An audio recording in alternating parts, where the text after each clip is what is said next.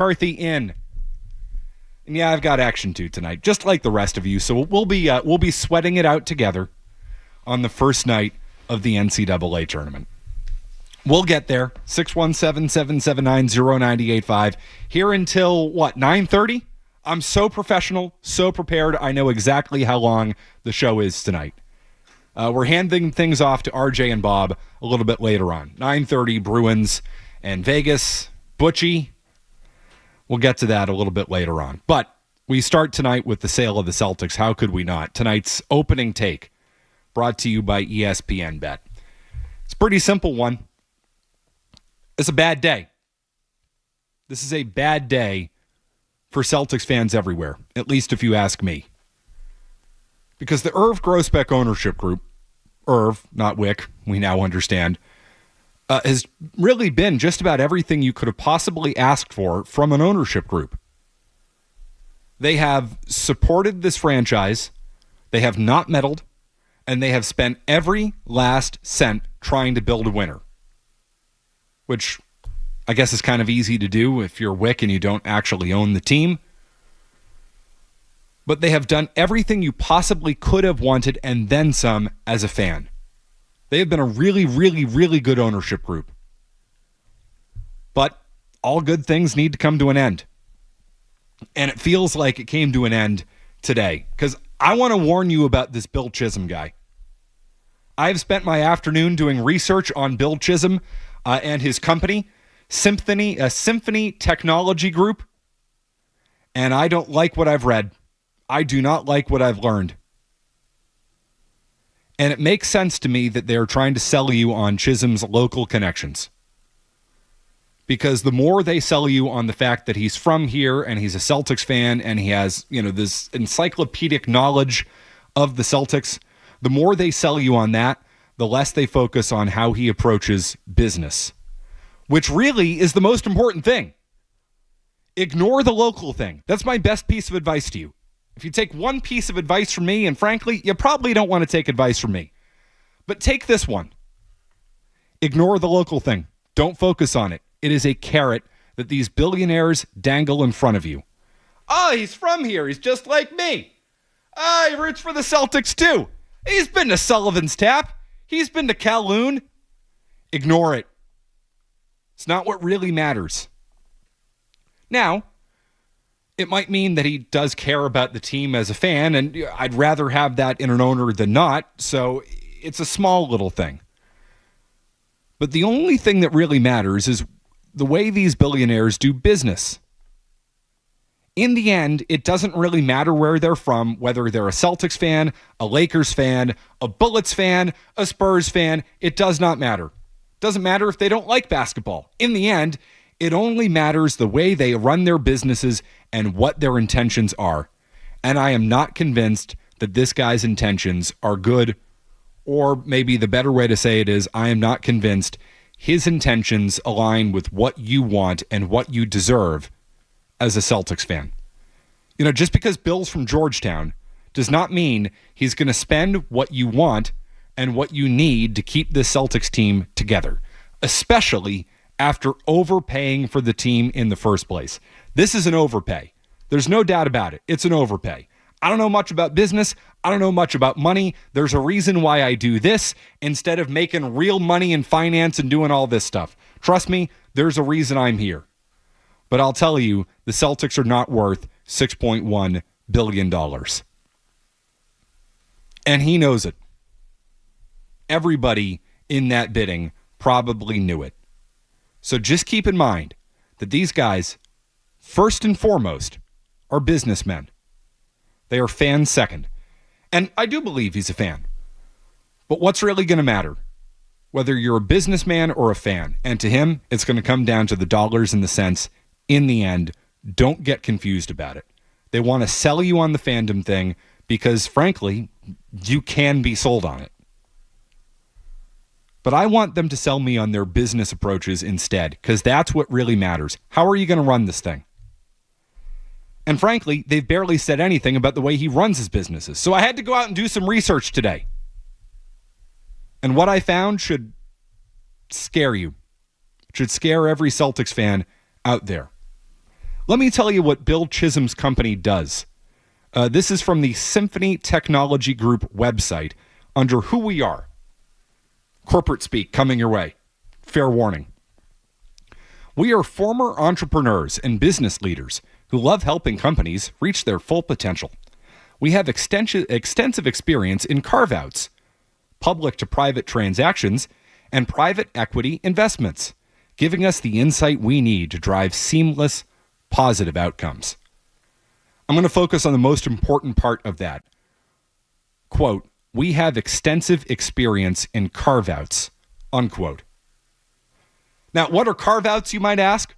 Google has revealed to me that it's when a company takes a part of a business and sells it, spins it off, divests it, gets rid of it, ditches it, says see you later, sayonara, anything like that. This Bill Chism guy is the guy you call when you want to save your organization money. This is bad news. This is really bad news. The Celtics are going to be owned by a guy who has made his money going into businesses, going into organizations, and cutting out fat, cutting out parts of companies, selling them off, taking what keeps them most profit, makes them the most money, and keeps them as part of that company. That is what he does. That is how he has made his money. He is a carve-out specialist, and the Celtics are going to be owned by that type of businessman. This is a disaster in the making. Because let's be honest, again, what do I know about business? What do I know about money? The Celtics are the fat company. That's who they are. And somebody's going to look at them and say, oh, they need a carve out. We got to carve out some of this fat. We got a $500 million luxury tax bill coming down the line. Yeah, that's not happening. Because we're in this to make money. We're in this to be profitable. And the easiest way to become profitable when we don't own our own arena is to not spend that deeply into the luxury tax. Think about it. They're not worth $6 billion. They don't own their own building. They have luxury tax bills coming out the ass. They are not worth what they just sold for.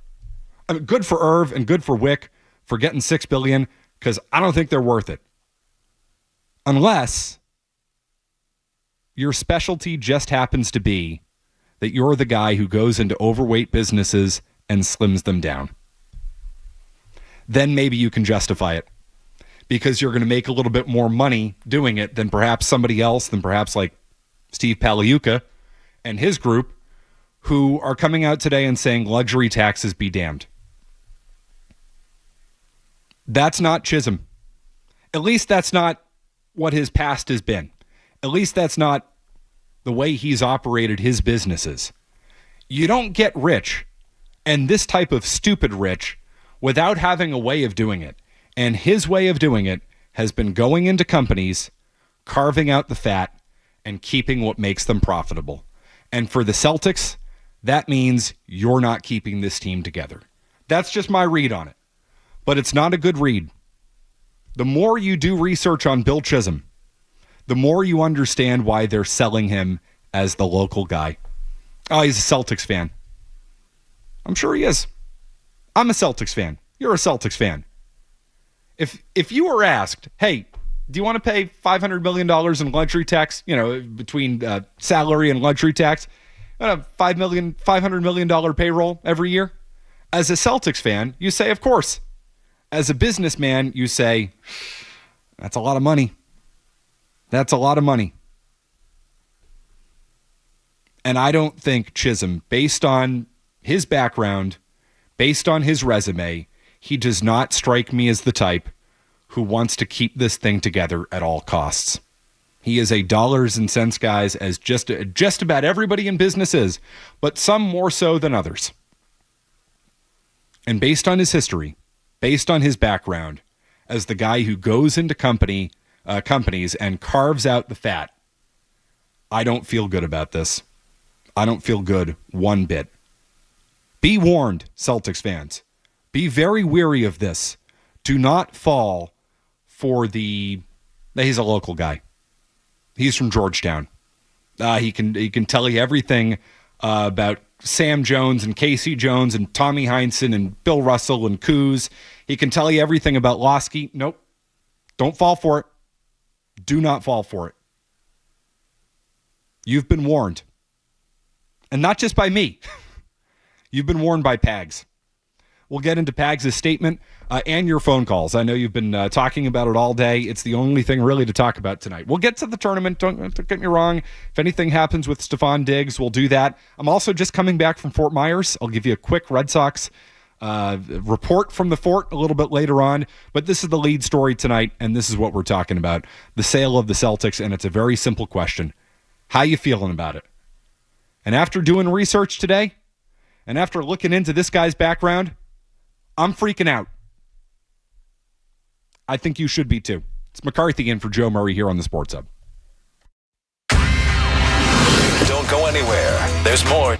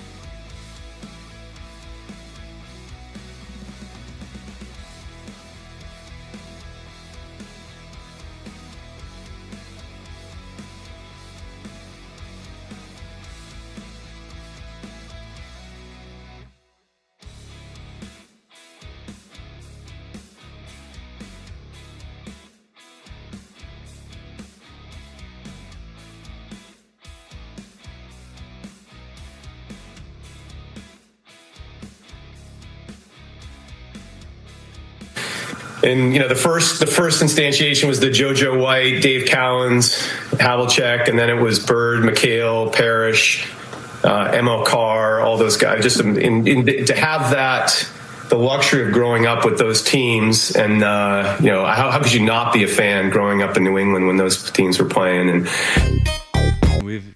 Bill, we do know, but no, lay it on thick. You're from here. You're a fan, and by the way, I'm not questioning whether or not he's a fan. I'm just questioning ultimately how relevant it really is, because I'm not convinced it's all that relevant. I mean, don't get me wrong. I would prefer it if my ownership group was from the area and were fans. Yes, that's a nice little thing, because then you hope that stirs a little bit of emotional investment in the team rather than just a financial investment in the team. But I would say this, Robert Kraft is a Patriots fan, and he's been a Patriots fan his entire life, and I do believe it's one of the primary reasons he bought the team. And don't get me wrong, that's been a good thing for Patriots fans to have Robert Kraft as an owner. That being said, because Robert Kraft is a Patriots fan, does that make him more or less likely to spend money on his team? And the answer certainly hasn't been more likely, and I don't think it's less likely, but the Patriots have been near the bottom of the league in real cash spending for years, and Robert Kraft is a fan. Doesn't have anything to do with it. He's a businessman first. Say what you will about John Henry, who takes a beating in this town, and rightfully so. He is not from here. He is not a Red Sox fan, did not grow up a Red Sox fan. I think he grew up a Cardinals fan, but it doesn't really matter. But for the vast majority of Henry's ownership, he spent towards the top of the league, sometimes at the very top of the league. Is that because he's a fan? I don't think so. Had nothing to do with it. It was a business decision for John Henry. John Henry bought an undervalued asset in the Boston Red Sox and invested a lot of money in it over the course of 10 to 15 years. It was undervalued.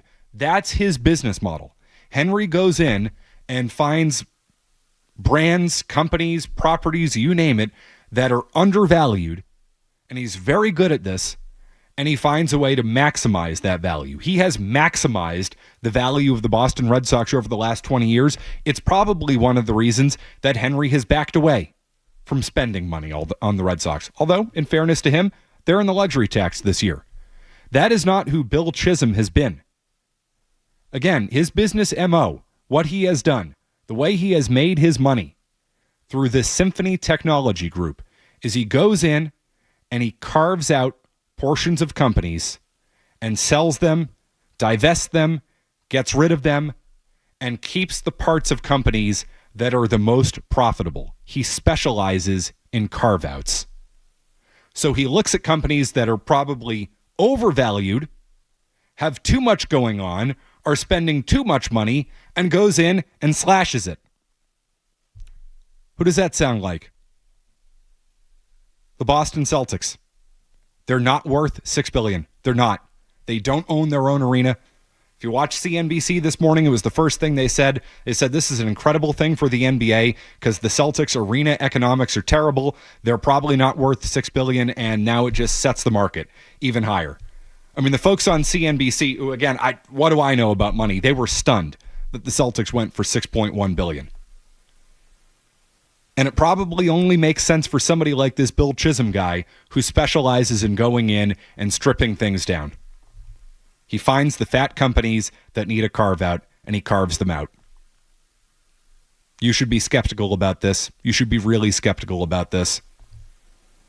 And let me give you another tweet that I thought was some real spin from the Chism side of things. This from Adam Himmelsbach, who did a great job breaking the story this morning for the Boston Globe. A source close to William Chism said the new Celtics owner intends to buy a home in Boston. He watches every game and has an encyclopedic knowledge of the team. Great. He plans on buying a home in Boston. He's not. The new owner of the Celtics is not just going to summer on Nantucket, folks. And he's not just originally from Georgetown, which is close to Newburyport, if you haven't heard. He's going to have a winter home in Boston. That's how committed he is to this thing. Back Bay, you think? Lunenburg Square? Great properties there. Maybe more of a suburban guy. How about Winchester? And it's from north of town. Winchester feels like a good fit. I bet you could find a real nice home on Wedgemere Avenue in Winchester. Go on Zillow. See what you can find. Don't take the cheese on this. Do not take the cheese. He's trying to sell you on his fandom, not his business approach, because he can't sell you on the business approach. It's concerning. And that's why Steve Paliuka, to me, went after Chism's business approach indirectly in his statement today. Pags' statement. Since the Grousbeck family announced it would sell the Celtics almost 9 months ago, I've worked tirelessly to put together a strong bid centered around the great majority of existing owners of the team who understand and appreciate what it means to be a steward of the Boston Celtics, a team steeped in championship tradition. Additionally, I recruited new partners with deep resources and expertise in technology and international markets to maximize the Celtics' successes to ensure we can always compete for championships. Luxury taxes be damned. That's how the statement starts out. We've all focused on the luxury tax statement today. It's the best argument the Pags can make. It's, hey, we've been here, we've gone into the tax, and, if it had stayed the same and I had taken over control of the team, rest assured, we would still be going into the tax. He goes on to say, we made a fully guaranteed and financed offer at a record price, befitting the best sports fans in the world. And with all the capital coming from individuals who are fully committed to winning on and off the court. I will repeat that. With all the capital coming from individuals who are fully committed to winning on and off the court, I read that as a shot at Chism. Here's an individual coming in who maybe isn't fully committed to it based on the way he's run his businesses in the past.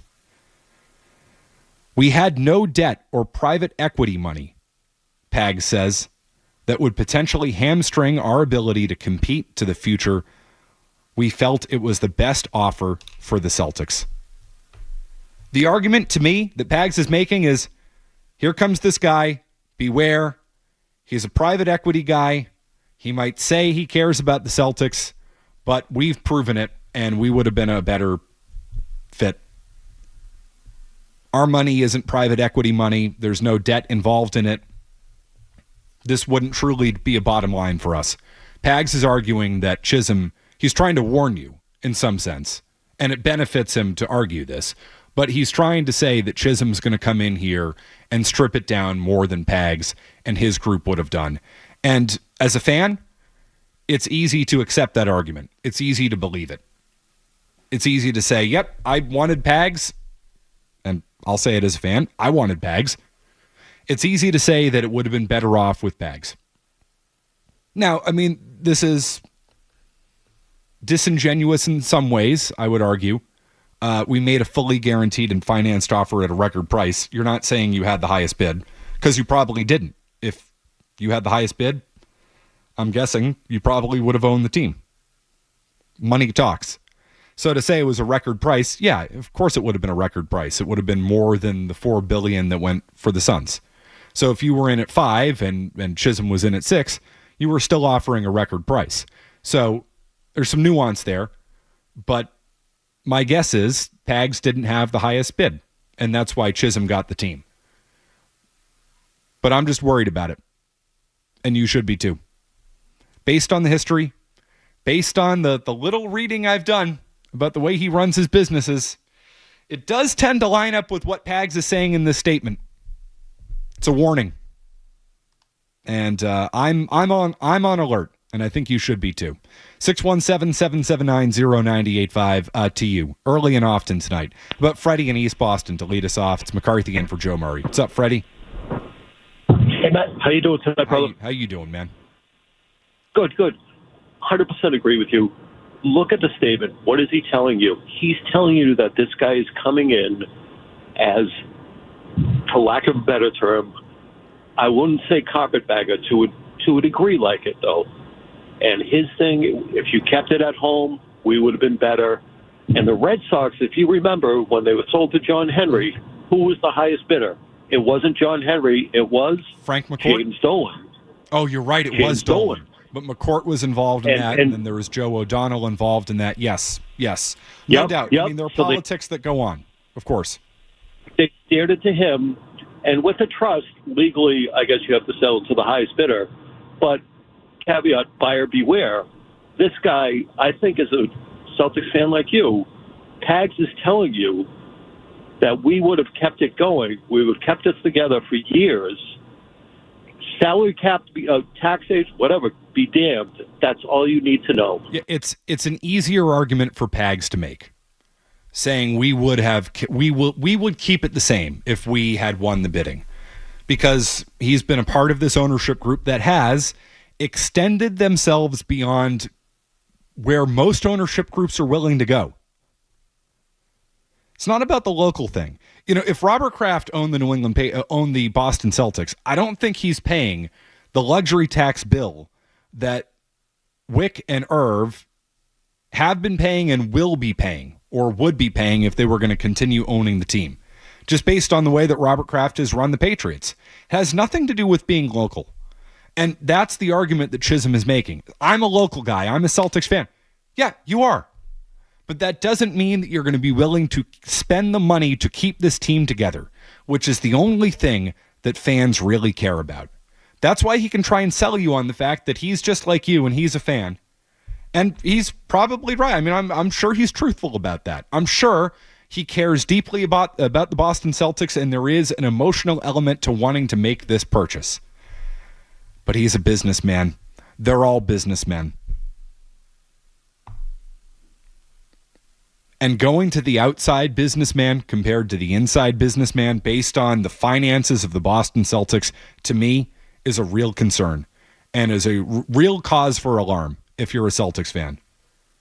Just in general. And then when you start reading about the way this guy's made his money, you say, maybe now I understand why he is interested in the Celtics.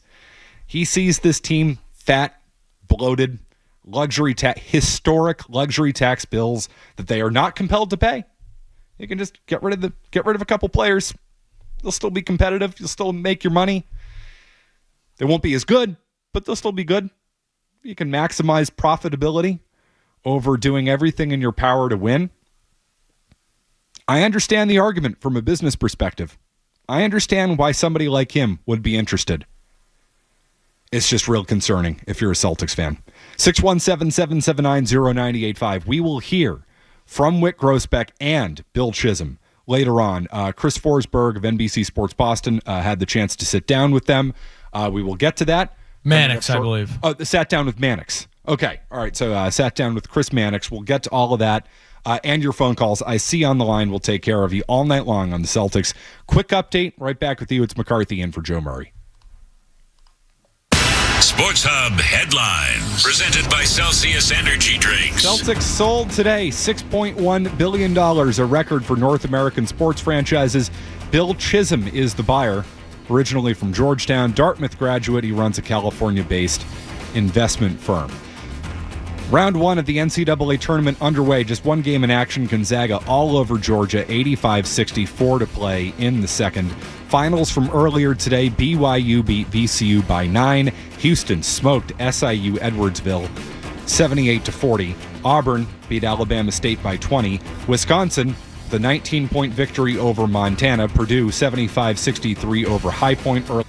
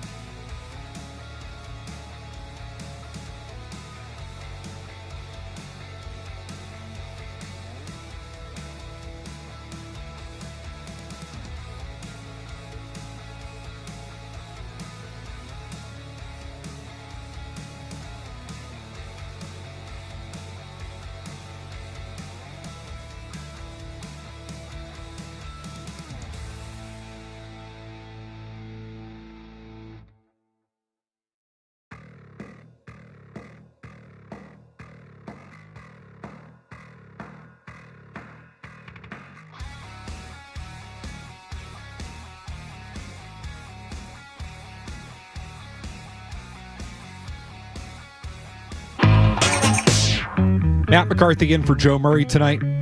Plenty to get to. Skaz, it hasn't taken long for people to start saying, hey, where's the new arena going to go? Because I think there's a long and documented history of arenas getting built very quickly here and with no opposition whatsoever. So I'm sure that there will be a new Celtics arena as part of this deal. No doubt about it. Yeah, I'm sure it'll be here before you know it, too. Right. No, it's easy. Everybody will be in line with it. Nobody will be asking for handouts. I'm sure that will happen. We will address the arena matter. Don't you worry. We'll get there.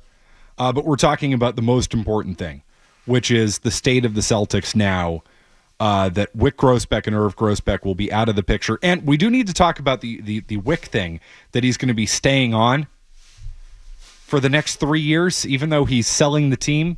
They're selling 51% up front, and then Wick gets to stay on as governor for the next 3 years, and then 49% goes in 2028. We'll talk about what type of power Wick is going to have. Spoiler alert, not much, but he gets to be the face of it, which I think is important to Wick. Actually, let's be totally honest, Wick hasn't had any power in the first place. He's never had any power. His dad owned the team. So he just wants to stick around for 3 years and be the face of it, and Chism said, fine. Which isn't a bad move on his part because that helps him get the team. But make no mistake about it, he will be the decision maker. So we'll get more into that. But to you, Tony in Kingston. What's up, Tony? It sounds like a bit of sour grapes, quite frankly. From Pags? Why? Yes. Why? There was one solution.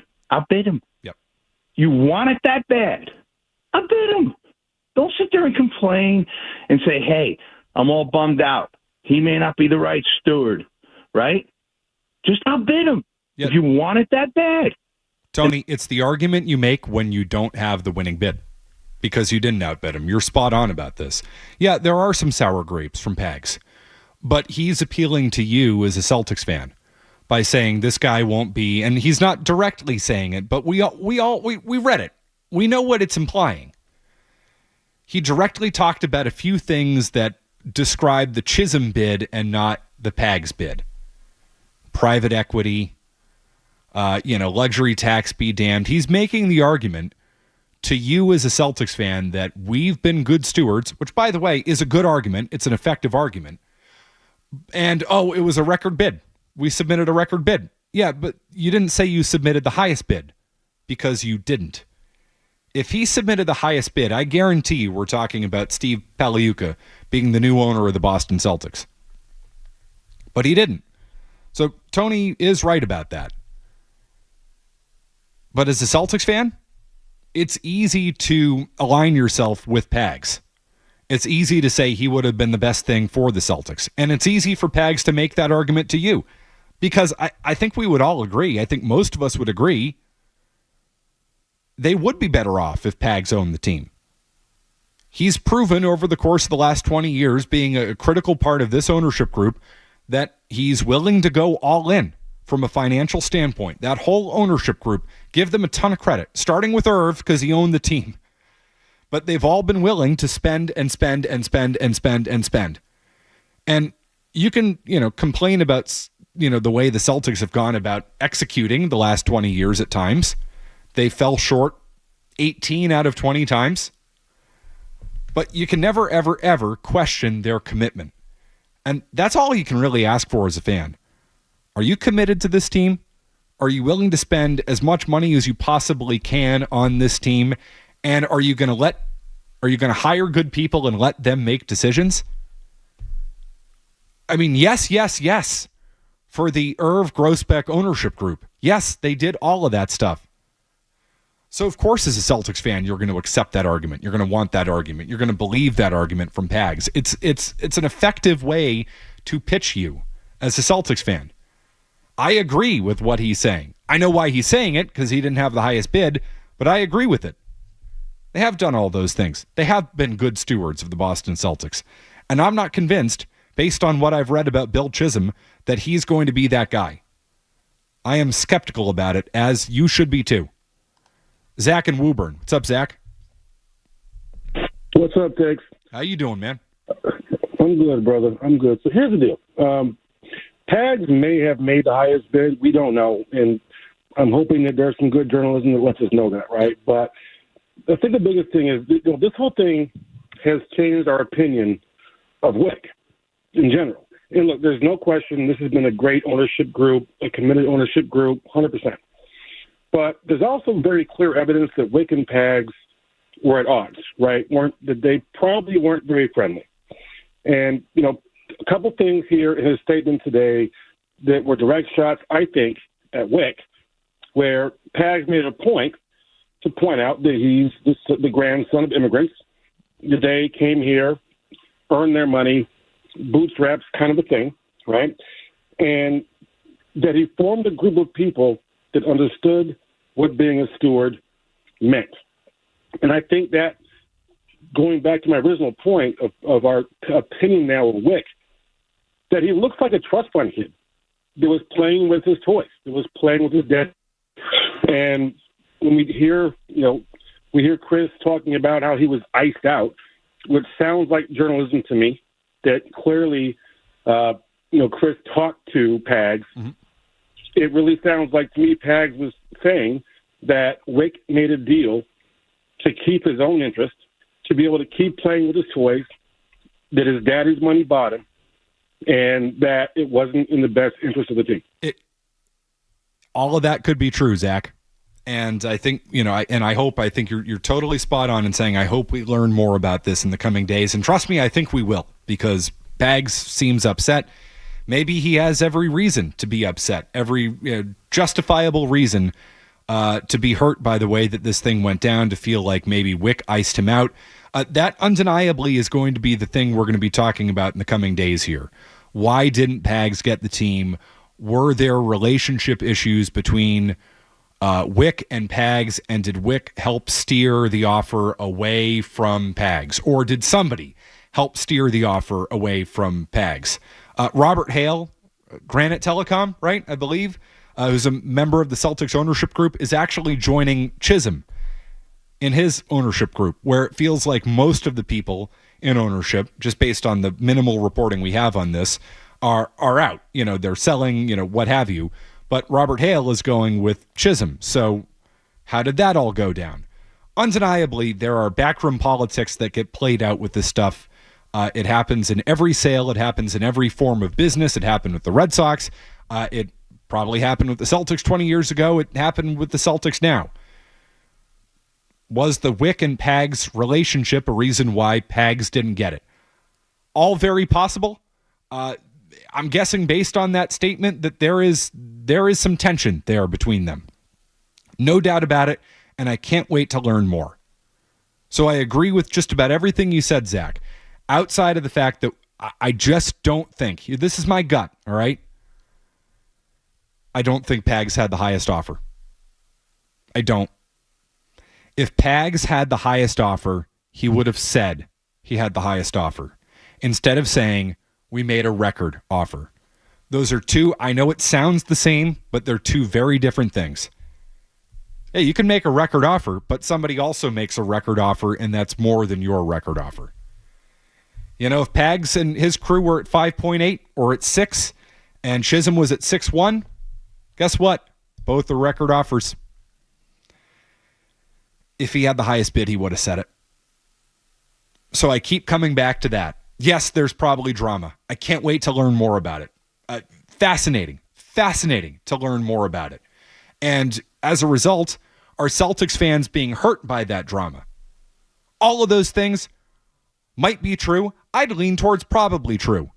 But in the end, money talks. $6.1 billion. $6.1 billion for a team that doesn't even own their own arena. Something tells me Pags wasn't at 6.1. He would have said it. 617-779-0985. More on this next. More Joe Murray coming up on the Sports Hub.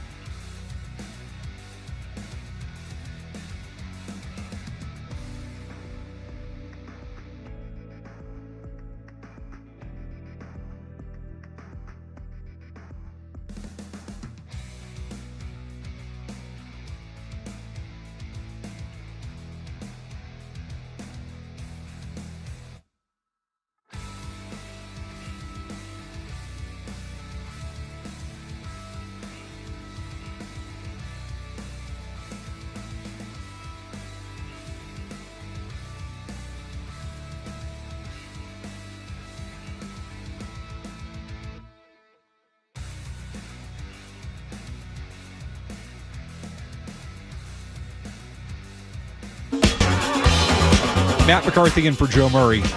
We will hear from the new owner of the Boston Celtics talking about the Boston Celtics momentarily. He sat down with Chris Forsberg and Wick Grousbeck. But if I could, Skaz, I would like to introduce you to Bill Chism, the businessman. Not Bill Chism, the new Celtics owner. Bill Chism, the businessman. I found this earlier today. I just Googled him and his company, Symphony. It's a real tongue twister there. Huh? Symphony Technology something? Group. STG. As we all know. FSG, STG, you know. STG, the new owner of the Boston Celtics. Let's hear from the man himself, Bill Chism, the new owner of the Boston Celtics, talking about his company and what they do and his approaches to business, STG. I'm Bill Chism. I'm managing director at Symphony Technology Group. Stop. So in terms of my... What an electric factory. Aren't you fired up?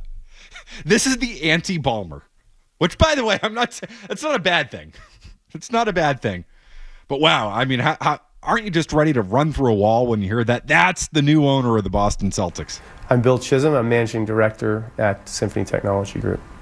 So in terms of my background, I had been, prior to Symphony, had been investing in early stage technology companies. I had also been a consultant at Bain & Company, had started a company and managed that company, and had also been an investment banker. And I think that's a pretty interesting combination for what we're trying to do. No, very interesting.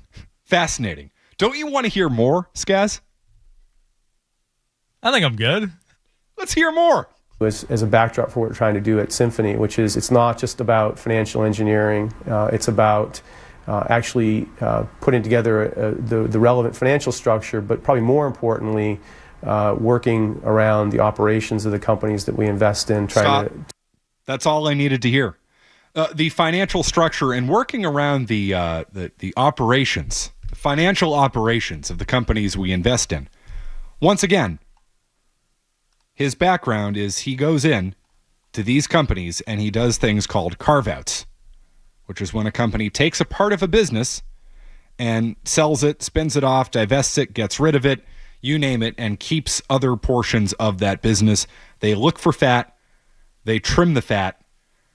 The financial engineering, as he would say, the operations of a company, the operations of a business. That's what he does. And that is the new owner of the Boston Celtics. He's not just a finance bro. He's not just a tech bro. He is a financial engineer. Now, my grandfather was a chemical engineer. I have another uncle who's an engineer. He works in factories. They build stuff. They make things because he engineers things.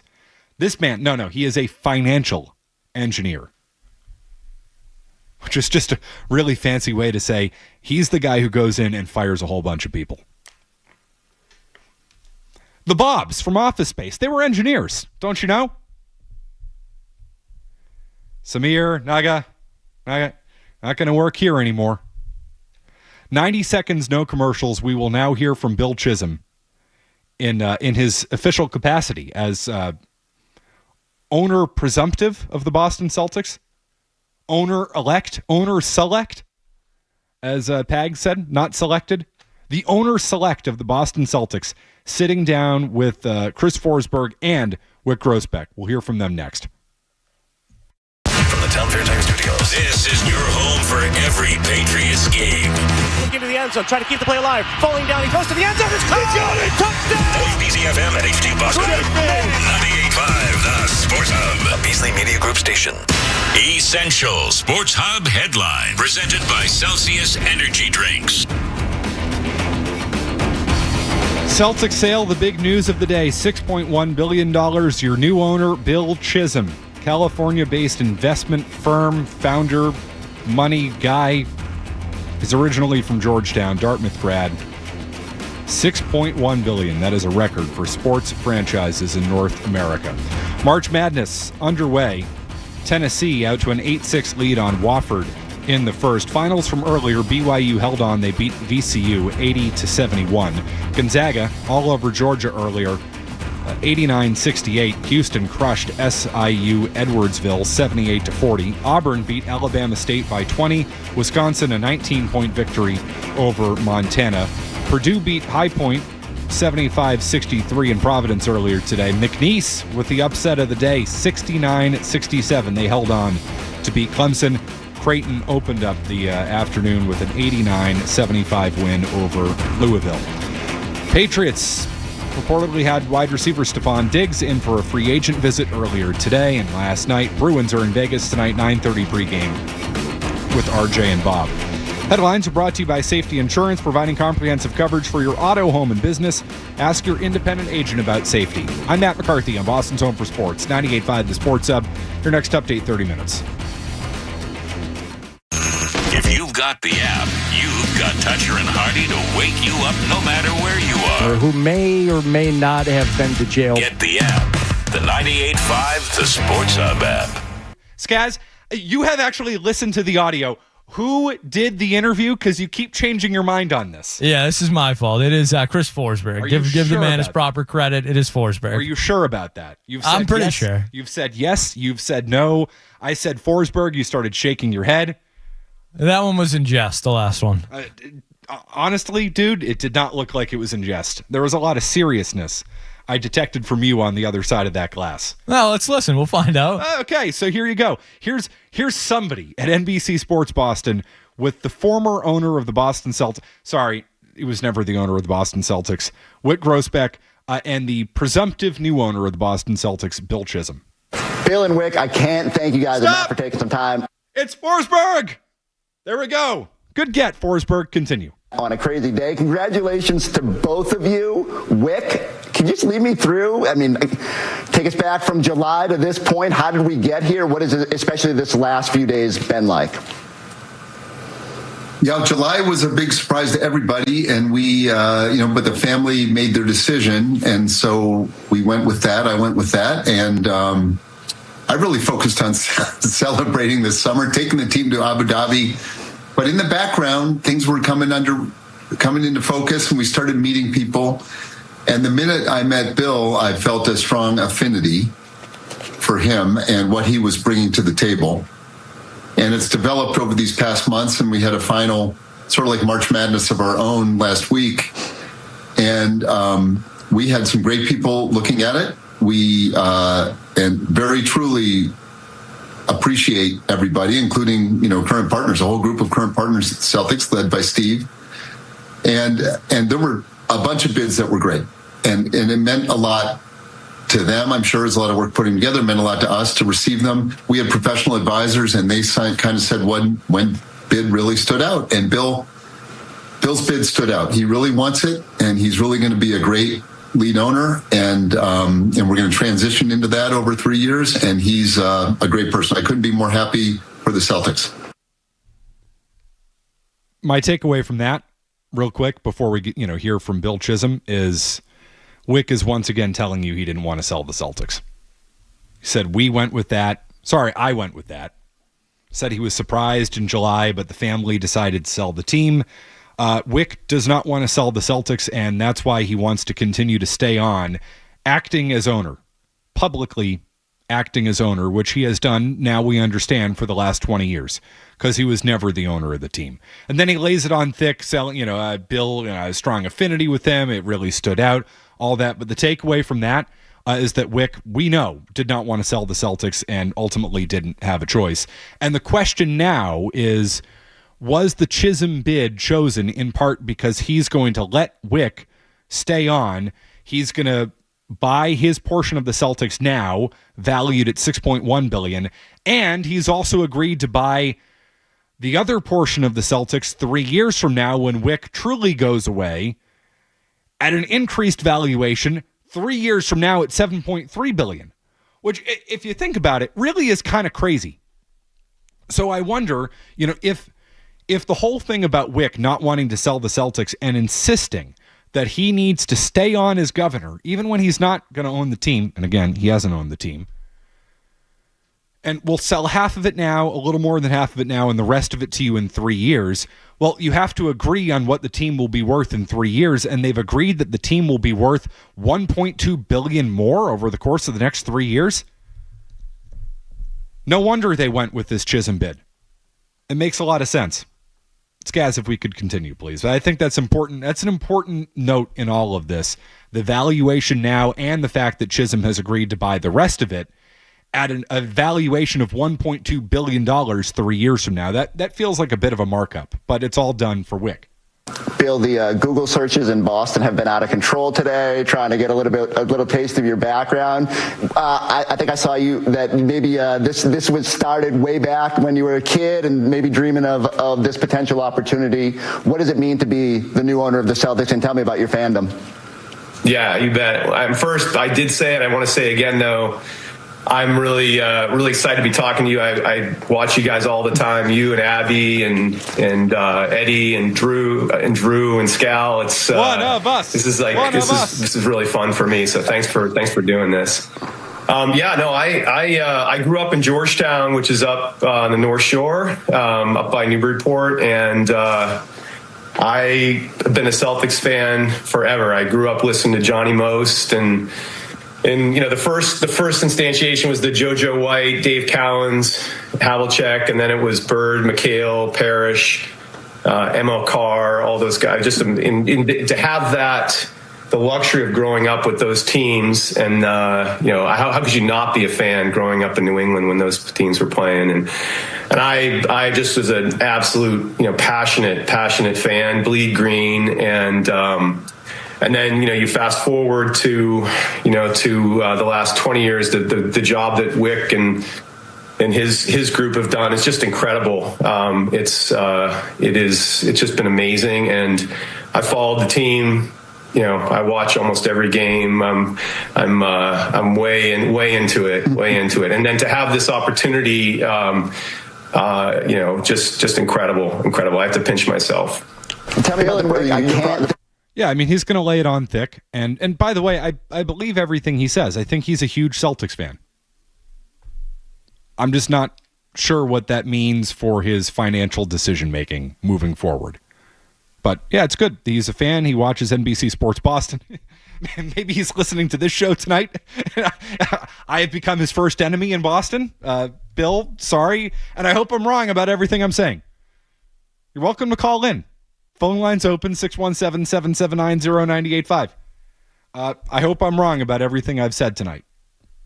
We continue. Tell me about the process from your perspective, Bill. Like, how did this final week? Are you sweating? Are you waiting to find out if you're going to be the one? And what is that moment like when you get the call that the bid has been accepted? Yeah. My background, for my business, we invest in companies, that sort of thing, and I'm used to doing that and having investments and deals and that kind of thing. Yeah, it was like, this is nothing like that. I was just so invested in this personally, and so much passion for the Celtics, and and all these things, you're just never really sure until it's done. And very, very emotional time for me. And we got it across the line, and I just it's just be able to spend that, to share that with my family, and have this connection is and have something like this happen is, any kid that grows up in New England to have a situation like this is just, anyone would want this, and it's just an amazing thing. I hope he means all of that. He sounds like he means all of that. But Skaz, do you notice what he did at the very beginning of that? He's talked about his business. He said, well, I invest, but he didn't really talk about how his business generally operates, which, based on the little I've read about it, it gives me pause. Well, we invest in companies. Okay, yeah, you invest in companies, but you also carve out large portions of those companies. A little concerning right there. I gloss right over it.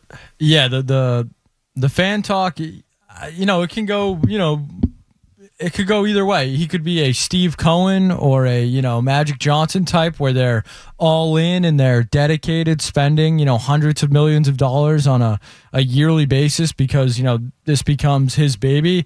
The only thing that kind of why I think you would have paused and the other side of that is a Jerry Jones fandom where you're meddling and you're too heavily invested because it's become your baby. The thing with Steve Cohen and Magic Johnson and the group out in LA is that they are, beyond billionaires. They are worth tens of billions of dollars. From what I've read, Bill Chism is worth right around $7 billion. That's what he's buying the Celtics for. This is his business now. This is his livelihood, if that's the case. Yep. But the Dodgers and the Mets to Steve Cohen and these guys are just another thing in the portfolio. They're their toy. They're their, basically their summer house is the Mets. This is where we go to have fun and to spend money and make our family and friends happy. Bill Chism, I'm not quite sure and now we're talking about levels of billionaires, which is a whole nother discussion, but Bill Chisholm, the Red Sox might be, his thing now. That might be his everything, which is kind of what Robert Kraft was when he bought the Patriots. So could it be in that vein? And then you get into the money there and that stuff. So this is, obviously fascinating, but there are millions of wrinkles that are going to develop over the next couple of days. No doubt. I would just not jump to the conclusion that, because you're a fan. And by the way, I believe everything he says about his fandom, that means all of a sudden you're going to run your team like Steve Cohen. There are so few Steve Cohens in the world. Frankly, it's one of one, right? In sports. The Dodgers are right there with it, but that's an even bigger group. Like Steve Cohen is one of one. He's what you dream about in a sports owner. Yes. A guy who is absurdly wealthy in a world of absurdly wealthy people. But, spends how many millions of dollars on artwork for his bathroom just because he can? That type of wealthy? No, you're right. Bill Chism isn't that. Most people aren't that. So, what type of owner are you as a fan? Are you Jerry Jones? Do you meddle too much?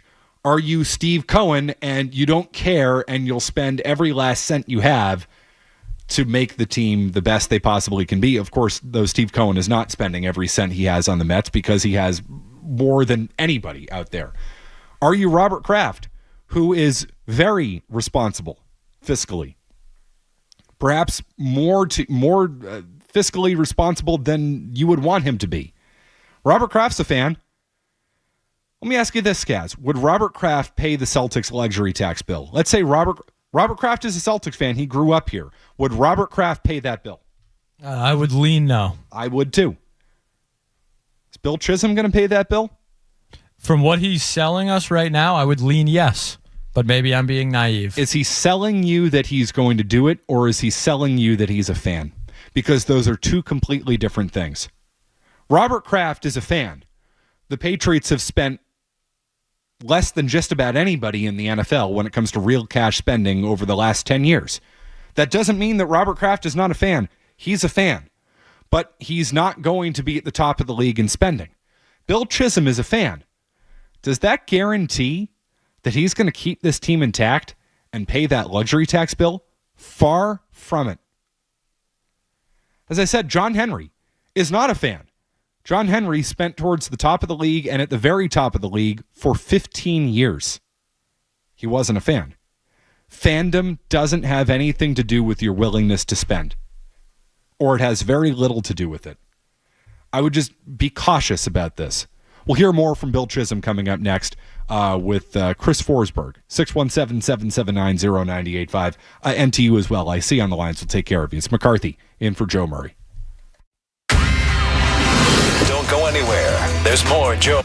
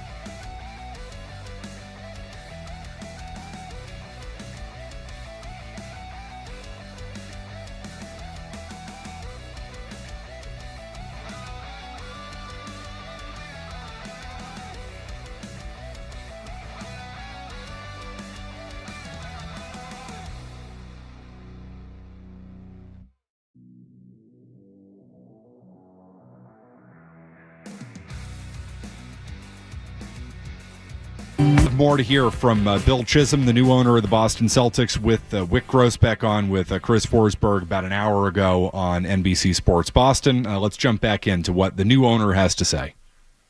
Wick, tell me about it from your perspective, next steps moving forward, and how thrilled are you to be able to sort of still be a part of everything moving forward? I really am. This has been my life's work for a couple decades. Really great people went before. We were watching that on Celtic City on Max. That's a show that people are loving. It's taken us all the way back. And these are the people we're trying to somehow take care of what they built. And it's a big responsibility. It's something that means a lot once you're in here. You realize Celtics are bigger than yourself. And but they're worth, caring about and worth trying to move it forward. And so it's really great to find somebody like Bill and his group who are going to come in, and they want to keep it the same. They love Brad, they love Joe, they love the team being competitive. He lives for banners. That's all I ever hear about from Bill is banners. And I just am really excited to welcome him to the family. All right, I hope Wick's right about that he lives for banners. It would be a bit of a different business style than what Chism has done in the past. Let's continue. And Bill, I don't want to throw the hard questions out early, but it is the ones I'm hearing the most often from fans already out here. When you hear new ownership, you're wondering how much you're willing to spend. You're paying a big price tag for this team. How committed are you to keeping the product we see currently on the court long term? Yeah. I mean, this is going back over time. This is the best. Stop. The best. Stop. Oh, that's not good. How hard is it to say, yeah, we'll do everything we can to keep this team together? Panic. Full-blown panic, and I haven't even heard the rest of the response, guys. That's not good. I don't like that. I'll give him a chance, but the gut reaction right there, not good. Yeah. I mean, this is going back over time. This is the best, the best franchise in any sport for me, anywhere in the world. It's just an incredible team, and the legacy that comes with that, and frankly the responsibility too, and that I do feel, and the commitment to excellence that the teams had from way back in the Red Auerbach, Bill Russell, Kuzi, all that, all the way to to Wick and what he's done, and with his group. And with the team now, with Brad and Joe, it's just it's incredible. And I, as Wick said, I want to raise banners. I want to raise them now, and I want to raise them in the future as well. And I look at what Wick has done, and Brad has done, and Joe has done, and the time is now. And they've also set the team up for the future as well. So. That's part of the reason why I come in here, and we come in here as a new investor group, and we're partnering with Wick here because he's done an amazing job. And if why would you change that? I can give you 500 million reasons why you'd change it. That scared me more than anything I've heard. Skaz, I don't know how you felt about that, but in some ways, it's not that hard a question to answer if you do truly intend on keeping this thing as intact as you possibly can. And we all know what that means. That means paying the luxury tax. That means paying that bill, paying an historic luxury tax bill to keep this team intact. And he hemmed and hawed all the way around it and went right back to Red Auerbach. Red, I love you, mean it. I don't want to hear about Red Auerbach right now. I want to hear about, you're keeping Kristaps Porzingis, right? The Jays, Kristaps Porzingis, this team, you're keeping them together? Am I overreacting to that, Skaz? Seemed like a bit of a word salad at the beginning there, maybe gathering his thoughts. I didn't love that answer. Didn't love the delivery either. But it's a guy that's probably not used to being in this situation. Put on the spot by Forsberg there. Is that a put on the spot question? No, It's the only question any of us are ever going to ask. Hey, Bill, what do you want to do here? Like the whole world knows that the Celtics have this massive bill coming up. Are you going to pay it? Yes or no? Is that hard a question to really answer? to me, it's a hard question to answer if you don't want to give people your real answer. Yeah. I mean, this is. No. What was the question from Forsberg again? Can we get the question, if you don't mind, Skaz? And Bill, I don't want to throw the hard questions out early, but it is the ones I'm hearing the most often from fans already out here. When you hear new ownership, you're wondering how much you're willing to spend. You're paying a big price tag for this team. How committed are you to keeping the product we see currently on the court long term? Answer: yes, I'm fully committed to paying whatever it takes to keep this team together. Yeah, I mean, this is. No!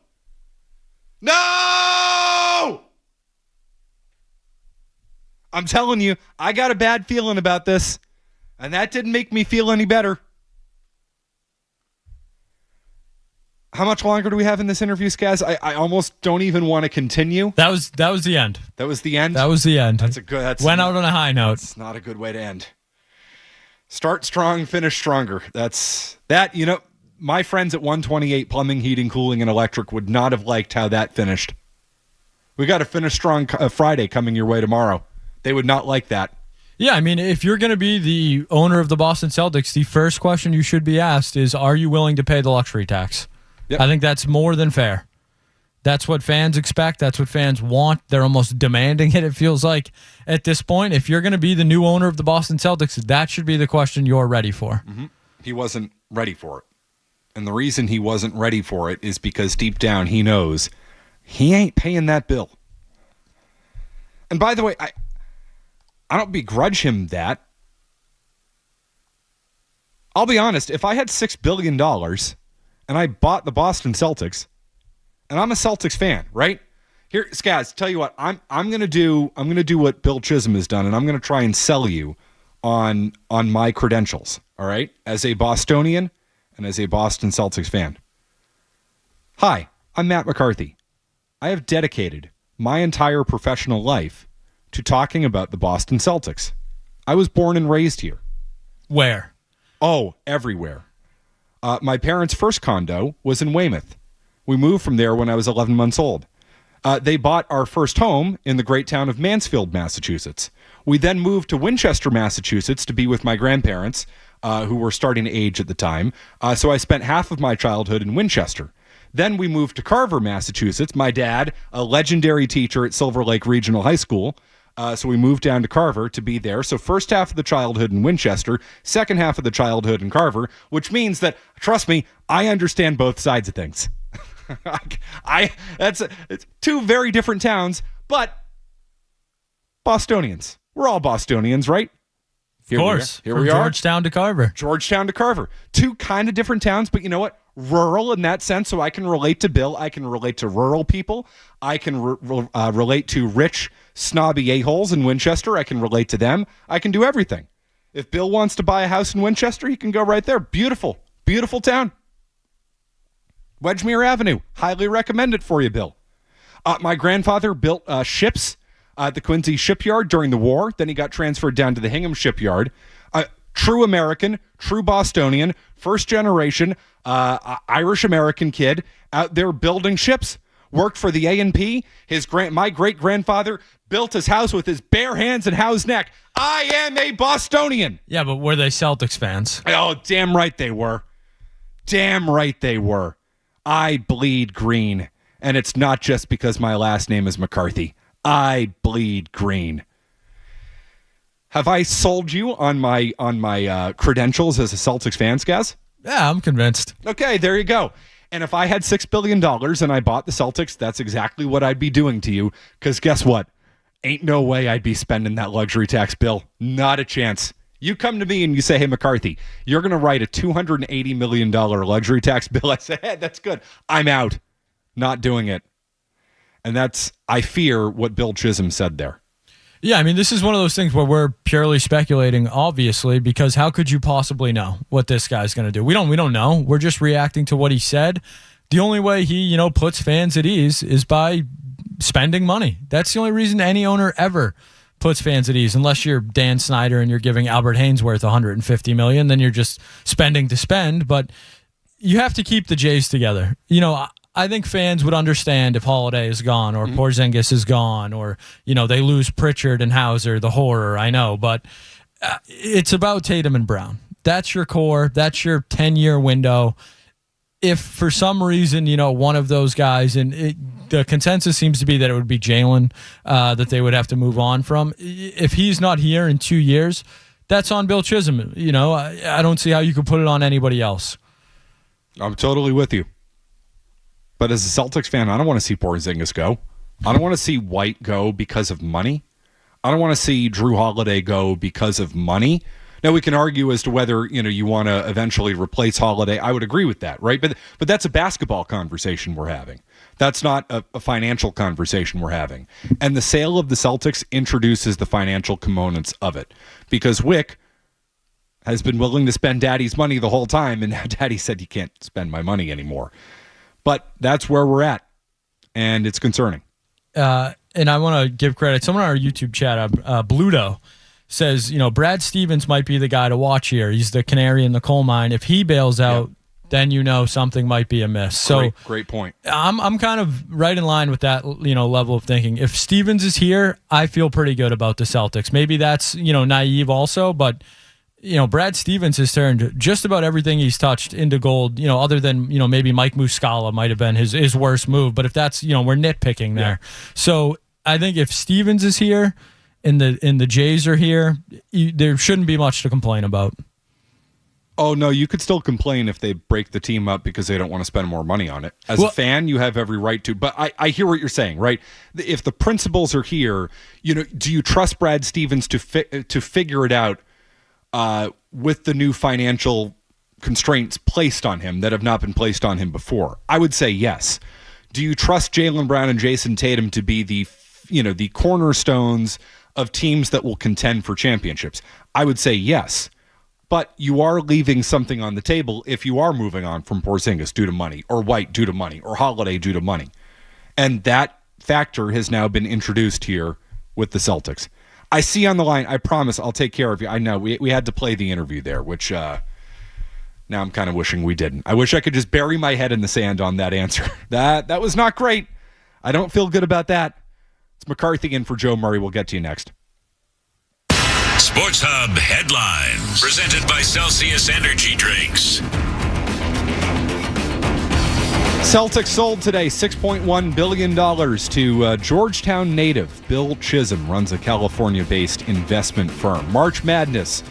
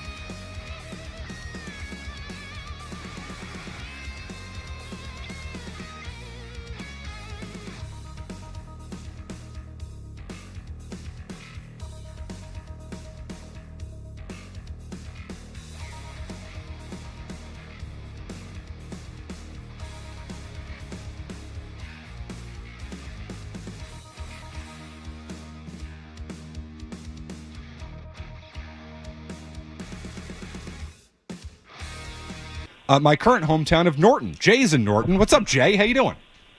Hey, Matt. What's up, my friend? How you doing, man? What do you got tonight? Well, first off, I want to say my first Celtics call ever is today, and I figured if it's going to be with anybody, it's you. I'm about as fair with a fan as it gets. And I had a question earlier, but after listening to this press conference, I'm in sales, slinging solar, one of the hardest things to do. And when someone doesn't say something with conviction, the red flags kind of go up. But back to my original question is, what are the checks and balances after a sale of the NBA? And then, do the owners approve it? Does he have to get approved again? And then after seeing his net worth is the same price he paid for, there's some things, even as me, who doesn't really follow the team all that much, sort of, is there an instance where it says this isn't right for the league, or is it the sale's a sale and that's it? And how's that work? Yeah, so Jay, it would need NBA Board of Governors approval, and I'll let you go on that. Always good to hear from you. So it needs Board of Governors approval. I'm going to tell you right now, and you know it, you're a business guy. You're out there slinging solar every day. You know how this stuff works. You know how it goes down. This has already been approved in back channels. I would be shocked if this in some way fell through because the league opposed it. The league is undeniably thrilled with this result. We'll play some sound from CNBC a little bit later on. The folks on CNBC, the people who actually understand money stuff, they were stunned the Celtics went for 6.1. And the point they made, and it's well taken, is the NBA is thrilled with the result because now this allows the league to get more for expansion teams in Vegas and Seattle. And the fact that a team that does not own their own arena went for over $6 billion, became the most valuable, highest paid for franchise in the history of North American sports. That's undeniably a victory for the NBA. The owners are thrilled with this. I would be stunned if they didn't approve this. So checks and balances, yeah, those checks and balances have already been put into effect. There is undeniably support for this at the league level. We never would have heard about it if there was not support for this at the league level. If the league wanted PAGs, all this stuff is done in back rooms. So I think pretty much now that you're hearing about it, now that it's above board, trust me, everything has already been buttoned up below board. How about Dave in Boston? Hey, Dave. Hey, so I just want to say you're right about they overpaid for it. There's no doubt about that. No arena, I mean, ridiculous. But 6.1, that's what they got. And don't worry about the carve-outs on the private equity side because this is a trophy asset for him. I don't know this guy Chism, but I really think he is going to treat this differently than his other private equity investments. And Forsberg is a beast for getting that first interview. Hell yeah, he is. Forsberg is a beast. I think Himmelsbach also got comments from Wick, Chism, and Pags as well. Is that my understanding, Skaz? Have you seen this? Came down from Himmelsbach a few minutes ago. I'll have to read it during one of the breaks. I was going to say I have not seen it yet. I was listening to some of that CNBC audio, and it's very funny just to hear them. Do you have it? Yeah, you want to hear some of it? Let's hear some of this. So that's beneficial as well. They're winners, right? Didn't they win the playoffs? They won the championship. Championships, whatever. Yeah. You call yes, it they in are the 2024. champions right They've now. won more than anyone. And one of the favorites to potentially repeat, although the Cleveland Cavaliers look very strong this year as well. For a second. I know that because my son. I trust them when they talk about money. They're getting there. They're going to get there. Let's get to the money guy. We got the people on the desk who are not sports fans. I think we can understand that. Let's hear the money stuff eventually, I assume. Son only likes the winners, and so he likes the Celtics. Far exceeds, by the way, the valuation paid not that long ago when Mark Cuban sold his majority stake in the Dallas Mavericks to the Adelson family, and that implied valuation was far below. Under $5 billion. Yeah, under $5 billion. Let's bring in a Gazanian who follows these valuations very closely for us here at CNBC. Mike, give me your take on. They are begging to get to this guy. They're like, how soon is he available? They have the one sports guy, their sports business guy at CNBC. They're like, we gotta dig this guy up. Where is he? Get him on the horn. Get him on the line. Can he explain this better than we can? I hope. This is astounding news for the NBA for two main reasons. Number one, The Celtics have terrible arena economics. The Boston Bruins owners control the building, so the Celtics get scant revenue from hospitality and luxury seating. The Celtics basically don't make any money unless they go far in the playoffs. So you have a team with bad profitability, bad arena economics, going for over $6 billion, $2 billion more than the previous high for an NBA team, the Phoenix Suns, which went for $4 billion and have great arena economics. Number two, you have a situation where the NBA is looking to expand. They look probably in Las Vegas and Seattle. So this sets a much higher bar for those expansion team prices. I think that's all we need. Can we get that guy on? Let me tell you, he gives you a take right away. Wow. Holy crap, they went for that? They don't own their own arena. They basically make no money. Give me that guy talking sports business anytime. I don't know his name, but we should find that guy. We should get him on the program. He's not wrong about anything he said. He talks with authority, Skaz. I like that. He knows what he's talking about. Mike Azzini, I believe. I'm gonna Mike do a little dig. Maybe I'll reach out. See what we can do. What's Mike up to? It's only a Thursday night. Markets have been closed for like 4 hours now at this point. Let's see if we can find Mike. Get Mike on the horn at some point. You know, they were begging to at CNBC. That was the first call they made. They said, we can't have these people talking about this. We got to get our guy Mike. He comes in right there. Wow, Celtics don't make any money. Can't believe they went for $6 billion. All right, thank you, Mike. What the caller was saying, though, I hope is true, is that this is a trophy asset. This is a trophy investment for Chism. For the reasons that our guy Mike at CNBC just laid out for us. Yeah. I mean, he's right there. He's like, man, the Celtics don't make any money, huh? His DMs are not open on Twitter, unfortunately. That's unfortunate. Yeah, just find a way to get in touch with this guy. Hey, if you know Mike at CNBC, give us a call, 617-779-0985. He just hits you with the facts right there and then.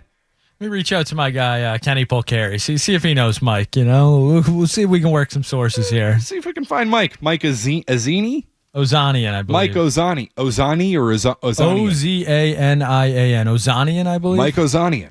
All right. See if we can get him on the horn. Just hits you with it right away. They don't make any money. Can't believe they went for $6 billion. So the hope is that Chism is investing in the Celtics just because he knows it's not the best money-making endeavor, and he just wants to own the Celtics because he's a fan. I hope you're right. I'm just not convinced. 617-779-0985. Hey, we have In or Out coming your way next. More Joe Murray coming up on the Sports Hub.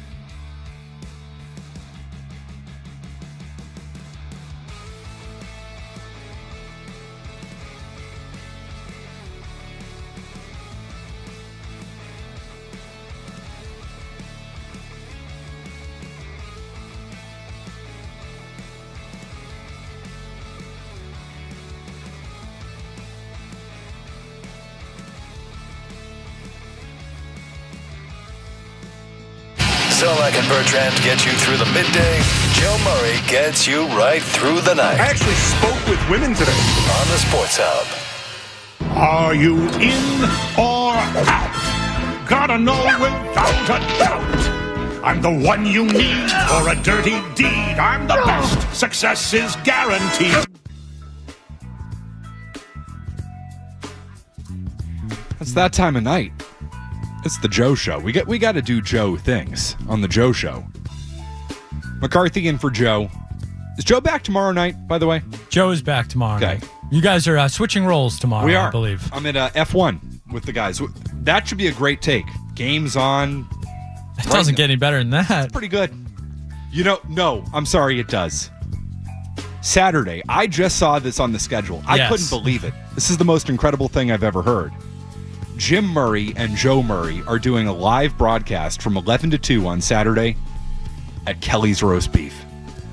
The Murrays. The Murrays rolling into Kelly's roast beef.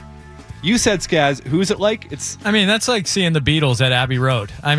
You're seeing Joe Murray at Kelly's. There's nothing more you could ask for. I expect that place to be packed out on Saturday. No way you're getting in. No. You will.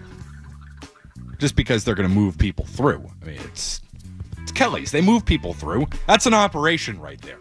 As someone who has, had the pleasure of going out with Joe Murray to a food event, I was lucky enough to go to the Phantom Gourmet Food Festival with Joey a year or two ago, and he's the mayor. The man can barely walk around. The people, especially at these events, are all over him. So, yeah, Saturday, if you're in the area, go down to Kelly's, see the Murrays.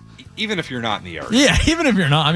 It's in Saugus. I'm thinking about it. I live south of town, and I'm seriously contemplating showing up, just watching Joe Murray hold court at Kelly's Roast Beef. In or out time, Skaz. What do we have tonight?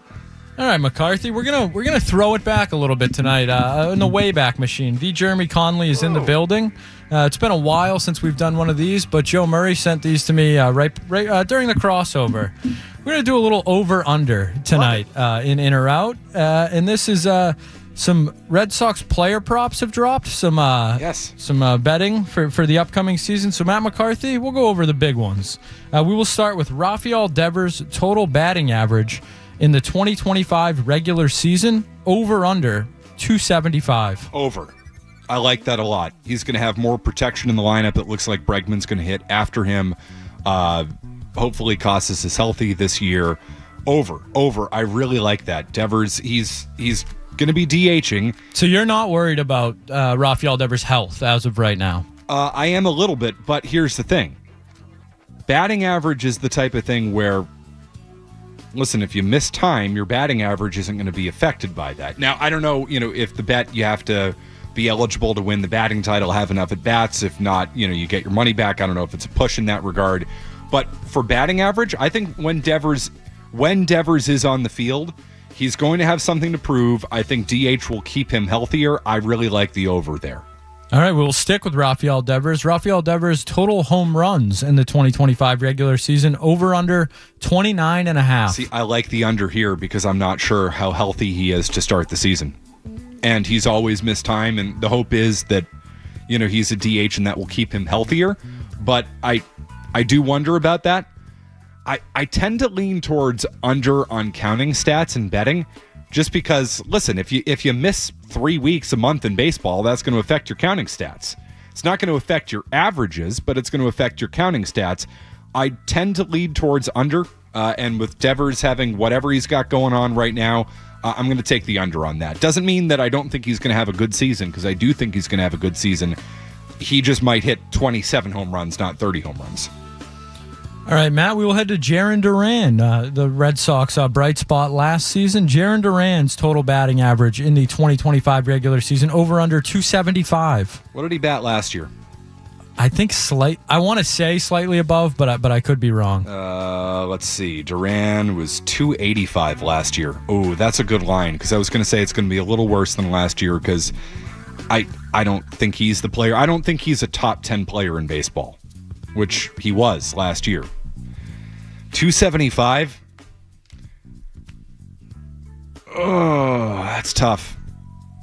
I'm gonna go over because he's going to hit 275.5 type of thing. He's not going to be as good as he was last year. I'll tell you that. That feels like a hard thing, but the 10% drop off they're giving him in batting average, I would still lean towards over on that, but I'm going to tell you personally, I'm not touching this number. I'm just not. All right, let's head to one of the new faces of the Red Sox, Alex Bregman. Total home runs in the 2025 regular season, 22.5. Feels like an over there. Fenway Park. Feels like an over. He rakes at Fenway. He hit 26 homers last year, 25 the year before, 23 in 2022. That's a low number. I think that might be my favorite one so far. I really like that. I like that a lot. Over. I have gotten burned before by the McCarthy baseball every once in a while. I'll never forgive Masataka Yoshida for what he did to us 2 years ago. You're right. But, Skaz, you have also followed me many times on baseball. I will say, I'm not doing well today in March Madness. I will say, Matt McCarthy come October, he's a man you want to follow. Red hot. Generally red hot. Man knows his playoffs. I'm pretty good at betting baseball. I'm not good at anything else, but I'm pretty good at betting baseball. I like the over on this. I do. I like the over a lot on that, actually. Tristan Cassis, total home runs in the 2025 regular season. Over-under 25.5. They're thinking he's not going to stay healthy. I tend to agree. Under. What did Casas do 2 years ago? How many home runs did he have?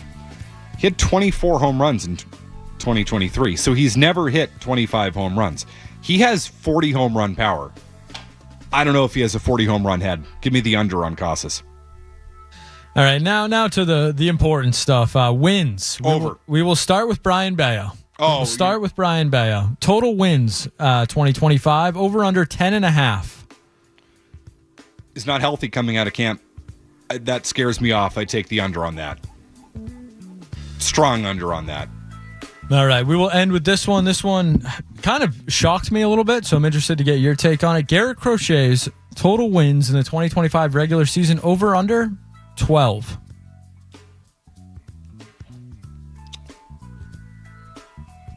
The only reason to go under there is he's never really pitched a full season. Shouldn't that kind of scare you that the number's 12? It should scare you. It should scare. But what they're banking on, what the books are banking on, is that he's never really done it before. But I'll tell you, Skaz, I saw him pitch live in person on Sunday. His stuff is filthy. It is nasty. He's legit. If he's healthy, and he's a big boy, his stuff is better in person than it is on TV, and it's really good on TV. He's a stud, man. He's a freaking stud. The only question is, can he stay healthy? And is he just not going to, is he going to wear down? Is he going to break down? Because he's never been asked to shoulder the load for a team that I think can contend for the pennant. So that's the only thing that should scare you on Crochet. But his stuff is absolutely filthy, man. It is wicked. So the Red Sox are going to be a good team. He should win more than 12 games. I like the over bet on that. He certainly looks the part. Like, from everything you see, he fits the mold of what you've been hoping for in a number one starter for this team. It's even more so when you see it live, when you watch it in person. I kept turning to the people next to me and I said, they haven't had this guy in a while. He is no joke, man. He's no joke. The stuff is as good as it gets. He just hasn't done it before. So you're making a projection. I'm going to make a projection. I'm going to go over on that. I like those. Red Sox player props. And by the way, I think, can you still get the Red Sox at 86.5? And I know they have injuries coming out of camp in the rotation. I have the Red Sox at 86.5. I'm hammering the over on that. This is an 88 win team minimum. They're somewhere between an 88 and 96 win team. Right now I see 86.5 at minus 120. Over. Hammer the over on that. I'm saving this audio. Over. Just for the record. Just do. Skaz, you know me. I criticize the Red Sox. I'm feeling good about them. We will have the McCarthy report from the fort a little bit later on in the program. I'll let you know everything I saw. But there's a little sneak peek for you. I'm feeling good about the Red Sox. I'm feeling really good about the Red Sox this year, and Crochet is a huge reason why. I am not feeling so good about the state of the Celtics sale, which we will reset here. Brian Robb coming our way 15 minutes from now. He'll get into the nitty-gritty with the luxury tax and you name it, and the feel around the team. All of that coming your way. 90 seconds, no commercials, just a quick update. The latest on March Madness, then right back with you. From the Town Fair Tire Studios, this is Boston's home for sports. He scored! What a blast by Pasternak! Holiday dream. Good night. Oh! WBCFM and HD Boston 98.5, the Sports Hub, Beasley Media Group station. Essential Sports Hub headline presented by Celsius Energy Drinks. Celtics sold today for $6.1 billion, a record for North American sports franchises. Bill Chism, the buyer, he runs a California-based investment firm. March Madness underway. It's been a busy day so far. Games in action. Tennessee with a 46-34 lead on Wofford. 15-seed Wofford in the second. Halftime, Arkansas leading Kansas by 3, 47-44. Texas A&M leads Yale. 2 minutes to go in the first. 35-27. And just underway, Drake and Missouri leading by 2. 7-5 early in the first. Later tonight, Utah State and UCLA. St. John's takes on Omaha. UC San Diego against Michigan. Texas Tech against UNC Wilmington. Finals from earlier, BYU over VCU, 80-71. Gonzaga beat Georgia, 89-68. Houston all over SIU Edwardsville, 78-40. Auburn beating Alabama State by 20, 83-63. Wisconsin pulling away from Montana, 85-66. Purdue held on against High Point, 75-63. McNeese with the upset of the day, 12-seeded McNeese topping Clemson, 69-67. That game was a runaway in the first half. Clemson made it close late, and Creighton opened the day beating Louisville 89-75. Patriots had wide receiver Stephon Diggs in for a free agent visit last night and today. Bruins in Vegas tonight, 9:30 pregame with RJ and Bob. Headlines are brought to you by Awaken 180. It's great to have goals. It's even better to have experts help you attain those goals. Experts in weight loss, awaken180weightloss.com. I'm Matt McCarthy on Boston's Home for Sports, 98.5 The Sports Up. Your next update at 8:30. Boston plays here. Coming through the slot. Close shot. Save. Rebound. Scored. 98.5 The Sports Hub. I grew up in Georgetown, which is up on the North Shore, up by Newburyport, and I've been a Celtics fan forever. I grew up listening to Johnny Most, and the first instantiation was the JoJo White, Dave Cowens, Havlicek, and then it was Bird, McHale, Parrish, ML Carr, all those guys. Just to have that.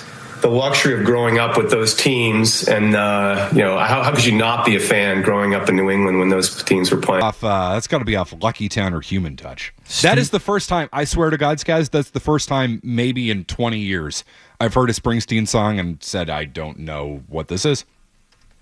I'm sorry. I feel ashamed to all my fellow Springsteen fans out there. That's a bad look for me. Trying to think. I mean, every member of the BB. I need to personally apologize now to every member of the BBWAA, to Kirk Minahan, to Butch Stearns, to everybody, to all the Springsteen people. As Sebastian Vollmer, saw him in the pit at Springsteen. Mike Reese was right down there in front row seats at Gillette for Reese. Alex Barth, I'm sorry. I personally apologize to you. That's a bad look. Leavin' Train. It's off of Tracks. All right, so that had kind of a 90s sound to it. I bet it was an outtake from Lucky Town or Human Touch. Studio outtake is what it's labeled. Leavin' Train. All right. Yeah, glad I could surprise you, McCarthy. Wow, that's a deep cut. That's a deep cut by Springsteen standards, and that man is nothing but the deep cuts. Good for you, Skaz. Stumping me over here. Wow. I apologize. I don't know. I'll be honest. I don't know if I've ever felt this type of shame on the air.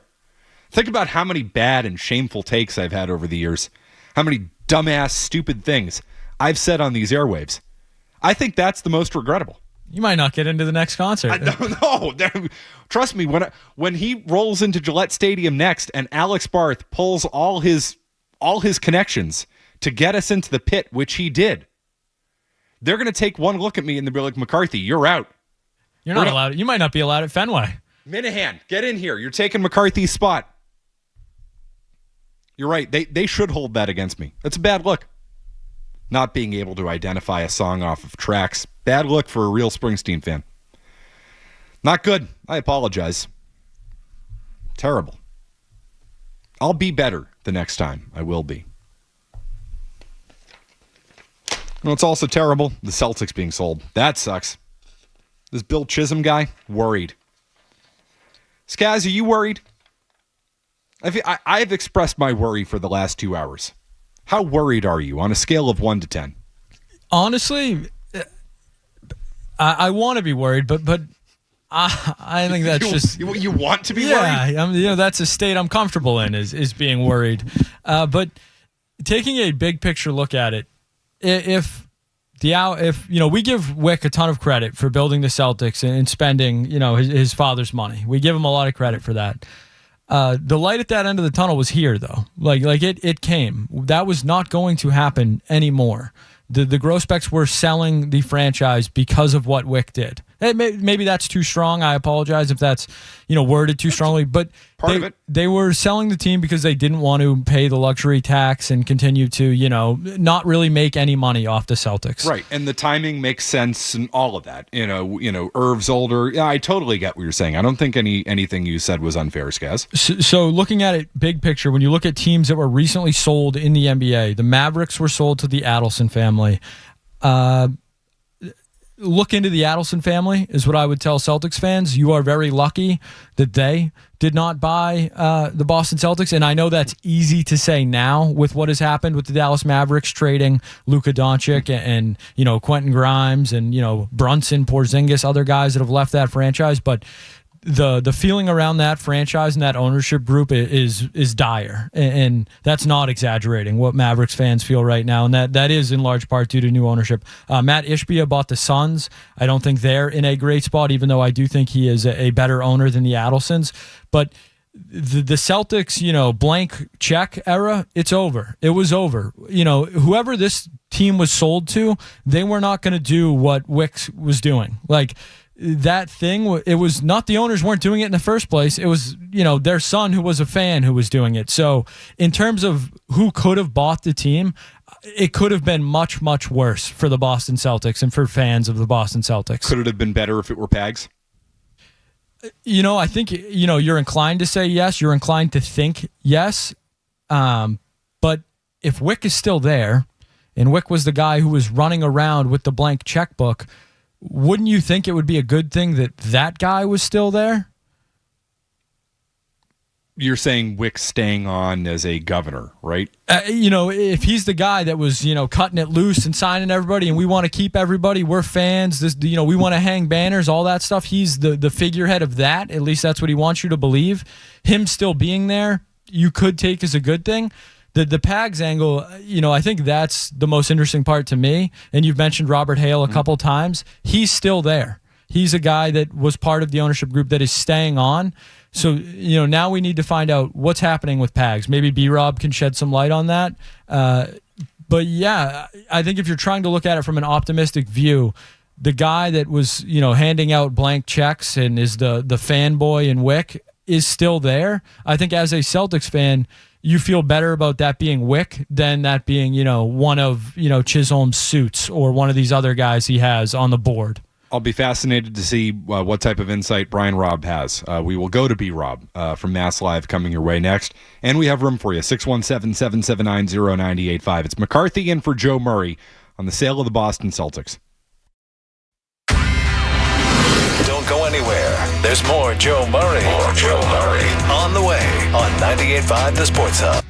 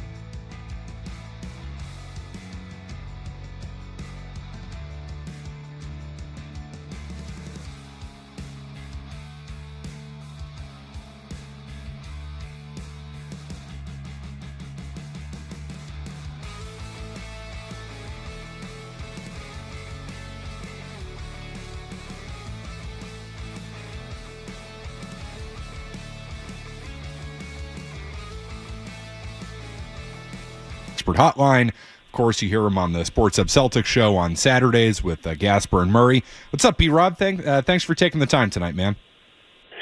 Of course. Nice, quiet start to March Madness here. Really easy day. No kidding. What's your overall takeaway, B-Rob, from this day and everything that was for the Celtics? Yeah, there's a lot going on here, Matt, and I think you've covered a lot of it well already in your show, just having listening to the first hour here. But yeah, I think going into it, a lot of people thought Pags was the favorite to kind of get this, and so it is, I'd say, a bit surprising that another. I know there was 4 final bidders here, but that with that statement that Pags put out, it sounded like he was very competitive. But Chism came through with the bigger offer that apparently balloons to as much as over $7 billion by the time the sale closes officially in 2028 per Axios. So it's I think it's good. It's a guy with local roots, but honestly, everything is going to just come down to this summer. Like, everything's hunky dory right now. Everyone's happy right now. That makes sense. That's usually how it is when these purchases are agreed to. But all the tough questions are there for this team in this summer and beyond, and so that's where ultimately we'll be able to answer more about what's to come here for this team. B-Rob, walk us through what really is coming down the road for the Celtics starting this summer. I mean, I know we talk about it in general terms. Oh, the bills coming due, the luxury tax. Can you give us a refresher on what that means for individual players, what the tax bill is, and now this decision that Bill Chism is going to be faced with? Yeah, so heading into next season here, for some perspective, the Celtics luxury tax and payroll right now for this season is just $250 million total for everything. As constituted heading into next year, that's going to be over $500 million for everything. It's going to be, the payroll is going to be $233 million, and the repeater tax is going to balloon to $280 million. And so that type of a bill would be $130 million more than it's ever paid by any NBA team, period. It's crazy.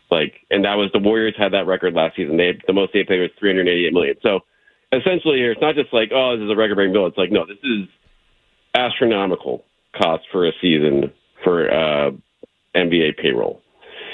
And so the Celtics have to, and this new ownership group, clearly, there's plenty of skepticism when I talk to people around the league that they'll be able to keep together for that number. So that means William Chisholm and his group, along with Wicks, and still be technically still bought in here, they're going to have a lot of tough decisions being made. And so it could be as simple as subtracting a $30 million player like Kristaps Porzingis or Drew Holiday. But when you can obviously trade those guys, but then if you trade them, are you going to get nothing back for them? But if you take other stuff back, that's going to, you're not going to be able to wipe that money off the books entirely. So it is going to be a matter of how much this group is willing to stretch with this core. But I'd be stunned if they're able to keep this team intact with the 10, 11 guys they have signed here. I'd imagine it's just a matter of, how many pieces are eventually going to have to go, whether it's this summer, next summer, to kind of keep this as a sustainable business for them over the long term. If you're, looking into your crystal ball, who is going? I have to work under the assumption that they're not going to pay that tax. Yeah. I think that's is that crazy for me to say, B-Rob, that they're not going to pay the highest tax in the history of professional sports? I think if I was a betting man, that would be my guess. Unless, I don't know, man, this is a tough situation for a guy to come in and be especially if they win a championship, you break that up. But that kind of is how it's been set up for them here. The bill has come due for this offseason here. Real quick, though, if they do win a championship, are they in some ways required to win a championship to have any chance of keeping this team together? Let's say they go back-to-back. That's a harder sell to get rid of a guy like Holiday, right? I mean, in some ways, are the Celtics, could you argue, competing for the opportunity to keep this team together? Certainly. I mean, and I think those players, this roster knows how essential this year is, partially for that reason. Like, they know everyone got paid on this team.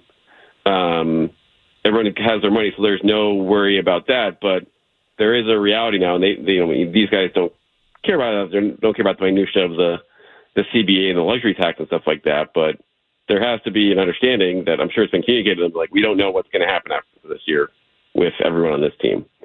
And so, yeah, like if they lose this year, then it becomes far easier to say, okay, well, we need to mix things up anyway to some degree. We're going to lose one of our key veterans. But if they go back to back and they have a chance to, become the first team to three-peat in, 20, 30 years here, then that's going to be a situation where it's going to put this new ownership under the magnifying glass even more. But with that said, even in that scenario, it's hard for me to fathom that they have the capital to be able to spend, $500 million on one season for this team. So if you're looking at for pieces most likely to go, I would say Drew Holiday or Porzingis, just from the standpoint of they're obviously really important pieces of this team, but they're expendable from the standpoint of, like, who would you rather have for the long term, Derek White or Drew Holiday? It's probably Derek White. He's younger. He's been healthier. Porzingis only has 1 year left on his deal. We all know his injury history. But ultimately, it's going to come down to, like, how all these guys perform in the playoffs. Like, if one of these guys becomes indisposable, where they come through and they get like a Finals MVP because Drew Holiday has an amazing series, like in the finals, you're going to go turn around and trade that guy. That's going to be, tough for a fan base to stomach. And walk me through this, B-Rob. If you're trading Holiday or Porzingis to save against the luxury tax, you're not really getting anything in return, right? Those are the restrictions put on the Celtics at this point because of how far they are into the aprons and the taxes and all that? Yeah, so you can get stuff back in the trade, but it's a matter of, like, if you're trading them to reduce your salary tax, your luxury tax bill, you probably don't want, like, you certainly don't want much back in terms of salary, because then, you're saving, as opposed to saying millions in luxury tax, you're only saving like 40, 50 million or something like that. And then that's still for a worse player, which you're just like, oh, I don't want to spend that much on that guy anyway. So it'll be a really fine line for the front office to try to navigate, because you don't have the resources to replace any of these guys if you have to trade them, because all you have to spend is veteran minimums in the free agency market. But at the same time, so that means if a guy like Drew Holiday goes, that means what? You got to, like, Peyton Pritchard's now in your starting lineup, and then who's backing him up off the bench? And okay, you got to find someone to draft. You got to find a guy who on the street who doesn't want to play for much. And so the domino effect of that will certainly have a pretty big impact on the team next year and potentially beyond if that's the route they have to go. B-Rob, you're making me a little nervous. I don't like it. But something McCarthy has talked about a lot tonight, and I think is to me maybe the most interesting piece of all this, is the PAG situation. And, looking at it, that Wick and Robert Hale seem to both still be involved, and, Robert Hale heavily involved. And PAG seems like the odd man out. Do you have any insight on what happened there, or why that's the case, or if, there's a chance PAG's, because does he lose his percentage that he has? Does he get to keep that? And I'm sorry to put you on the spot, but just the PAG's angle seems to be really fascinating coming out of this. Yeah, so it's going to be interesting to see the particulars of how, like, the current other minority owners, like, how this is going to work with them is going to be fascinating. I think that hasn't come to full fruition yet. It's a good question, because is it like, do they have the option of cashing out now, or are they going to be option of cashing out in 3 years from now for some of that group, since they're technically only going to be buying, 51% of the share in the present here. But there's without a doubt, I mean, Pags, I imagine, like, he did not get here. I would be stunned if he kind of stays on as a minority owner after kind of pushing through this process, and after releasing this statement, it clearly, hit him hard that he didn't get there. He thought he had all his, ducks in a row, and I think there's a lot of, expectation, maybe even hope from some members of the organization that it would go to him because of that continuity factor. And it's a known commodity there. And he clearly thought he had done that, but the offer from Chism clearly must have been a little bit more to what Wick liked. Perhaps the fact that he obviously was very much on board of letting Wick stay as governor for the next, through 2028.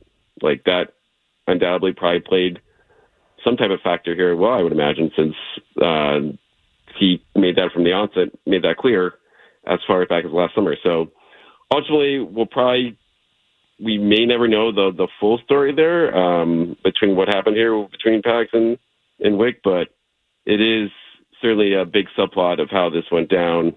And when the dust settles, when this goes through, I'll be curious to see if there's anything else there beyond just the fact that, they were outbid and maybe the final price going up to $7 billion for the 28, close. Maybe that was enough to put over the top for Wick and his family. Yeah, B-Rob, I think that's a really interesting point. That valuation for the second half of this purchase, Chism agreeing to pay $7.3 billion at a valuation of $7.3 billion 3 years from now, right. Which is, $1.2 billion more. Listen, I'm not here to do math, but that's a big time, big time increase over the course of 3 years, for the love of God. So I totally get that. You hit on something really important too, which I don't really have an answer to, and I wonder if you have any insight at all, B-Rob. The Wick factor, him wanting to stay on through 2028. I always consider that, going back to July, as his way of trying to stay on and be the face of a lot of this through this era, right? 2028, that's 3 more years of the Brown and Tatum prime. Their contracts mostly align with that timeline as well. Do you have any sense as to how much control Wick will have, if any control, why he wants this, or if it's just Wick kind of getting what he's always had, which is being the face of the Celtics without actually controlling the Celtics, which we now understand he actually never really had much control over? Yeah, from all the comments today and from the statements released by Wick and Samir, on face value, and it's pretty much the setup that he asked for, of where Wick is still, I think, the controlling, obviously the face of the franchise from a government perspective, and that's when they hand the trophy for this summer or for the next championship in the next 3 years, it would go to Wick. That's the guy, that's the label, that's what you get in this scenario. Now, how much that stuff evolves over these 3 years, and how much that is going to be, in writing or just a handshake agreement, if you will, that I guess we'll see. We've seen kind of that evolve. Mark Cuban with the Mavericks, I think initially he was kind of saying he was going to be heavily involved, but then that he kind of quickly faded to the background in the last year after he sold, his majority share. So that'll just be something to watch here, to monitor as, we go into this summer and beyond. But I would imagine just that part of the deal was just something that was used as a leverage point. Clearly, the Celtics were happy with they had 4 real bids for them here, and then that was just okay, you're going to be competitive here, but does Wick get to kind of end his tenure the way he wants? And he clearly got that in this scenario, and that just, again, shows how, sought after this franchise was. And it is such a unique situation here. Hey, you can, not only can you buy the Boston Celtics, but you can buy the Boston Celtics when they're set up to potentially win 2, 3, 4 more championships in the next decade. Yeah. And so that clearly was a very sought after prize, and Wick got what he wanted out of it seems like. You have any sense as to how the people around the team feel about this news today? Yeah, I think there's kind of relief from a standpoint that this is done. I think everything they're hearing about the new owner so far is what they want to hear. Again, that is, time will tell ultimately what the direction goes in there, but I think that there was, after the surprise that it didn't go to Pags, initially has worn off from people I've talked to. It is now a matter of saying, okay, this is someone who is at least, a fan of the team and is clearly a fan of Brad, a fan of Joe, a fan of the culture that's been put in place here. So this is probably not going to be anyone who's going to be looking to shake things up anytime soon. As far as the team's core goes, pieces in the front office, obviously coaching, et cetera. And why would you? Like, this is, if there's franchises that's built to be, ready to go as it is, this would be it. So in April, and then we'll probably learn more here as we go. But I think so far, organizationally, from what I hear, it's, people feeling pretty good about it. You mentioned the building. Final question to you, B-Rob. The building is such a fascinating part of this whole sale. They don't own their building. And it has been speculated, I would say not by anybody who would really be in the know, but it has been speculated among the fans that a new owner would definitely want to build his own building. If you were making that choice, B-Rob, where would you put the new Celtics arena that we all know is totally going to happen because sports arenas and buildings, it's very easy to do in Metro Boston. I think there's a long and documented history that it's very easy to do. Where would you put the building, B-Rob? Wherever the mayor lets me. That's wherever, so I can build it within the next 15 years, because otherwise it's probably going to take 30. It's, getting anything done in Boston is usually a headache and a half, and much less a building like this. So, I mean, the lease they have here, I think, goes through the mid-2030s, if I'm led to believe that. So, obviously, there's going to be a bit of a runway here no matter what. Like, even if they want to build something, it might even, take that long to get it all together, get it approved, get it a spot. But ultimately, I hope they just keep it somewhere in, the greater Boston area, like going outside to Everett or something like that. That those areas that don't have good public transportation seems like a bad idea. I would say so. Yeah, I would agree with that. Just in terms of long term, but again, there's casinos and other things in place there that I imagine would hold some appeal from a financial standpoint. But yeah, it's that is going to be a present question here, and I imagine when you're paying this type of a price tag, and a group that is committed to, I don't think you don't buy it at this price to eventually flip it soon. So I think this group, my guess, will be in for the long haul, and I think that's the biggest subplot now. Once we get past the summer, it's like, okay, what's actually going on here, and are they actually able to find a place to put this building if they're going to, say goodbye to the Garden? It's fascinating. We don't have all the answers tonight. We won't have all the answers for a while. But B-Rob, I appreciate you trying to figure out the answers with us. We'll hear from you on Saturday on the Sports Hub Celtics show, right? Yes, sir. It'll be a good one. Joe and Jim will be at Kelly's Roast Beef. Is that my understanding? That is right. I actually saw that. I mean, it's always must listen, but Joe, the Murray's at Kelly's, look out. As Skaz said, it's the Beatles. It's catching the Beatles, walking over Abbey Road. That's what that is. We'll talk to you then, B-Rob. As always, great stuff. All right. Thanks a lot, Matt. Brian Robb, Mass Live, 98.5 The Sports Hub, joining us on the Volkswagen Dealers Expert Hotline. All right, the building. We haven't talked about the building. We've talked about the sale. We've talked about PAGs. We've talked about Chism and his business approaches and his current company, Symphony Technology Group, which is terrifying to me. If you heard the earlier portions of the show, if not, you can check it out on the podcast. Skaz, we have reached the point of the night where I welcome the crackpot ideas of the callers. Where are we putting the new Celtics arena? Because once again, very easy to do in Boston, no doubt about it. I'm sure you just spent $6 billion on the Celtics. I'm sure you're ready to spend a few more billion on an arena. Where are you putting the new Celtics arena? Where's it going? 617-779-0985. That to me feels like a Murray's musing. We'll do it next. Sports Hub headlines presented by Celsius Energy Drinks. Celtics sold today $6.1 billion to Bill Chism.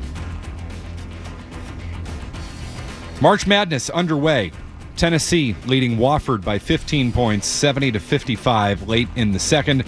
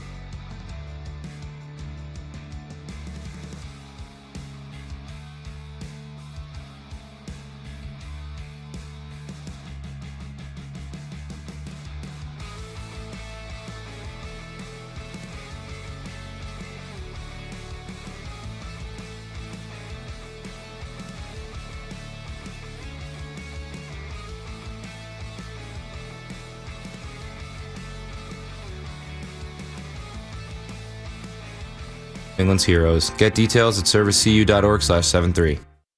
Everybody knows Joe. Just keeps getting better. Joe Murray on 98.5 The Sports Hub. Ask over the next 10 to 15 years if this new Celtics group is legitimately interested in trying to build their own arena. Skaz, I welcome the input of the callers. This is a very dangerous thing. I shouldn't do it. Your crackpot ideas, your theories, dare I say conspiracy theories, on where a new Celtics arena should go. Yep. We're going to get some good ones. I have no doubt about it. But before we hear from you, you'll hear from us. Skaz, you are an urban planner. You are the owner of the Boston Celtics. You are Bill Chism. Where, my friend, are you putting the new Celtics arena? Yeah, for me, this is an easy one. A guy from Rainham lives in Taunton now. I'm going to say that new Celtics arena, been trying to put something there for years. How about that Rainham-Taunton dog track? This is already the worst idea that we have. Right it's on, the first one right out of the bat. Right on 138. You want to put a Celtics arena at the dog track? Perfect. Huge parking lot, Matt. Oh, massive. No massive parking lot. I drive by it a reasonable amount of times per year. Something needs to go there. A Celtics arena, dude? No, 138. You think Route 1's bad? No, let's try having people come down 106 and take a right, bang a right there, and then bang a left at the end of the night, trying to go home. Yeah, might need a couple more train stops, might need a couple more highway exits. Yeah, you'll make it work. For me, convenience sake, 138, the dog track, needs something over there. I'm in. No, that's where I want it. It's only taken 50 years to get South Coast Rail even close to done. Is it running anywhere near there, by the way?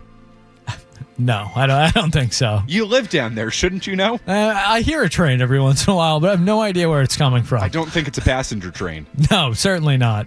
Not down there, it isn't. So your approach is build some new highways, build a few train stations. Yeah, widen 138. Let's get a couple lanes down there. We can turn it into 2 lanes instead of 1. Yeah. And then we can egress 20,000 people out of there. This is a horrible idea. Hey, we got to start somewhere. Can only go up from here. Let's not start there. The real answer, Skaz, the Gillette World Shaving Headquarters. In the city, right in between South Station and Broadway. You could probably even do something, just build a platform there as you're going into South Station. Commuter rail, red line access, all the fancy yuppie people in Felger over in the Seaport, they can just walk right on over there. Basically right downtown, off of 93, that's the spot. The World Shaving Headquarters. Jeremy Conley, a big fan of that. You like that, Jeremy? He's in on that one. You know why? Because it's actually a good idea. Sir, I mean... Unlike the dog track. Come on. 138?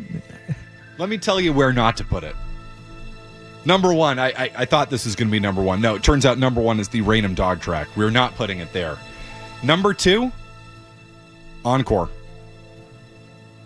Everybody wants to put something across the street from Encore. Rev Stadium, this, that. Just put a new Celtics arena across the street from Encore. Hey, let me ask you something. Have you ever tried to get to Encore before? Try taking the train. Oh, wait, you can't. I just punched it in. Oh, but, Assembly's right there. They got the shuttle and everything. It is a 33-minute walk from Assembly Square over to Encore, according to Google Maps. I wouldn't know. I've never done it. You know why? I never will do it. Not happening. Don't you dare. Don't you dare. Don't say it. Call me about anything else. Call me about the Rainham dog track. Don't call me about across the street from Encore. Have you ever tried to get through that area? Have you ever tried? Have you ever tried to drive through there? Yeah, it's not good. No, not good. And they made improvements for Encore. Trains, Skaz, we got to move some people. I need to move people. How you moving people over there? Are you moving people? Everybody's going to be stuck. No movement. I demand movement. Let me give you a few more. South Bay. Bulldoze it. Knock it down. You want to give me a bulldozer? I would love to bulldoze something. That would be awesome. Give me the keys. Give me some heavy machinery. If you're telling me I can just destroy some, and this is nothing against South Bay. It's about, I think that would be a great location for a Celtics arena. It's right off of the expressway. It's not far from Andrew Square, so you've got that going on for you. Most importantly, it's as easily accessible as anything can be from the expressway. Let's acknowledge that none of this will be easily accessible. This is Boston. But we have to rank the degrees of easy accessibility by our horrible standards. Encore, out. South Bay, yeah, I can do it. I can see it. Go a little farther down the expressway, Morrissey Boulevard. What are they doing with that old Globe building? It's right there at JFK UMass. What are they doing with the old Sports Hub building? Bayside Expo Center, it's right there. I know they kind of nixed the Revs thing. Approach them about a Celtics arena. Why the hell not? The teachers union needs to get involved. Let's smash some heads. Let's make this happen. I'll give you one more, Skaz. You want to go a little farther down the expressway? Braintree Marketplace. Give me the bulldozer. Knock it down. Right there at the end of the red line. Commuter rail, red line, at the junction, at the Braintree split, which sounds like a nightmare. And it is. You're getting two hard outs back here. Out. If you want to go suburban, you're not going to do better than that. I'm not a proponent of making this thing go suburban. But if you want to go suburban, that's as good as you're going to do. To you, 617-779-0985. John in New Hampshire, where are we putting the arena? All right, I'm with you on South Bay, but the thing is, I'm not exactly sure how big that area is at South Bay, but the reason I want it at South Bay, and the reason I think it will be at South Bay, is the shopping. All of these stadiums, they have malls. Every stadium is set up like Gillette now. It's everything you need. They got apartments, restaurants, everything possible around the stadium. It's going to be like a little town, this new Celtics arena, right over South Bay. Yeah, makes sense. You could kind of redevelop that whole area into its own little town. I hear what you're saying. It's some logic right there. We're getting some logic from the callers. I was not expecting that. Tim in Franklin. Tim. Hey, McCarthy. So it's going to be, one of the thoughts I had is the Heinz Convention Center site. The state and the city want to get out of that building because Seaport Convention Center is attracting all the big conventions. Logistical nightmare for parking, obviously, but if you're looking for mass transit, commuter rail, then you've got options there, and it seems like the state is a willing seller of that property. Those are two very reasonable phone calls. I agree. Logistical nightmare from a parking standpoint. Green Line. You got Back Bay right there. You can walk from Back Bay to the convention center, right? Commuter rail. We got to move people. It is theoretically right off the pike, but that's not an easy turn. Not too bad. Good job, people. Good job. Steve in New Hampshire. Steve.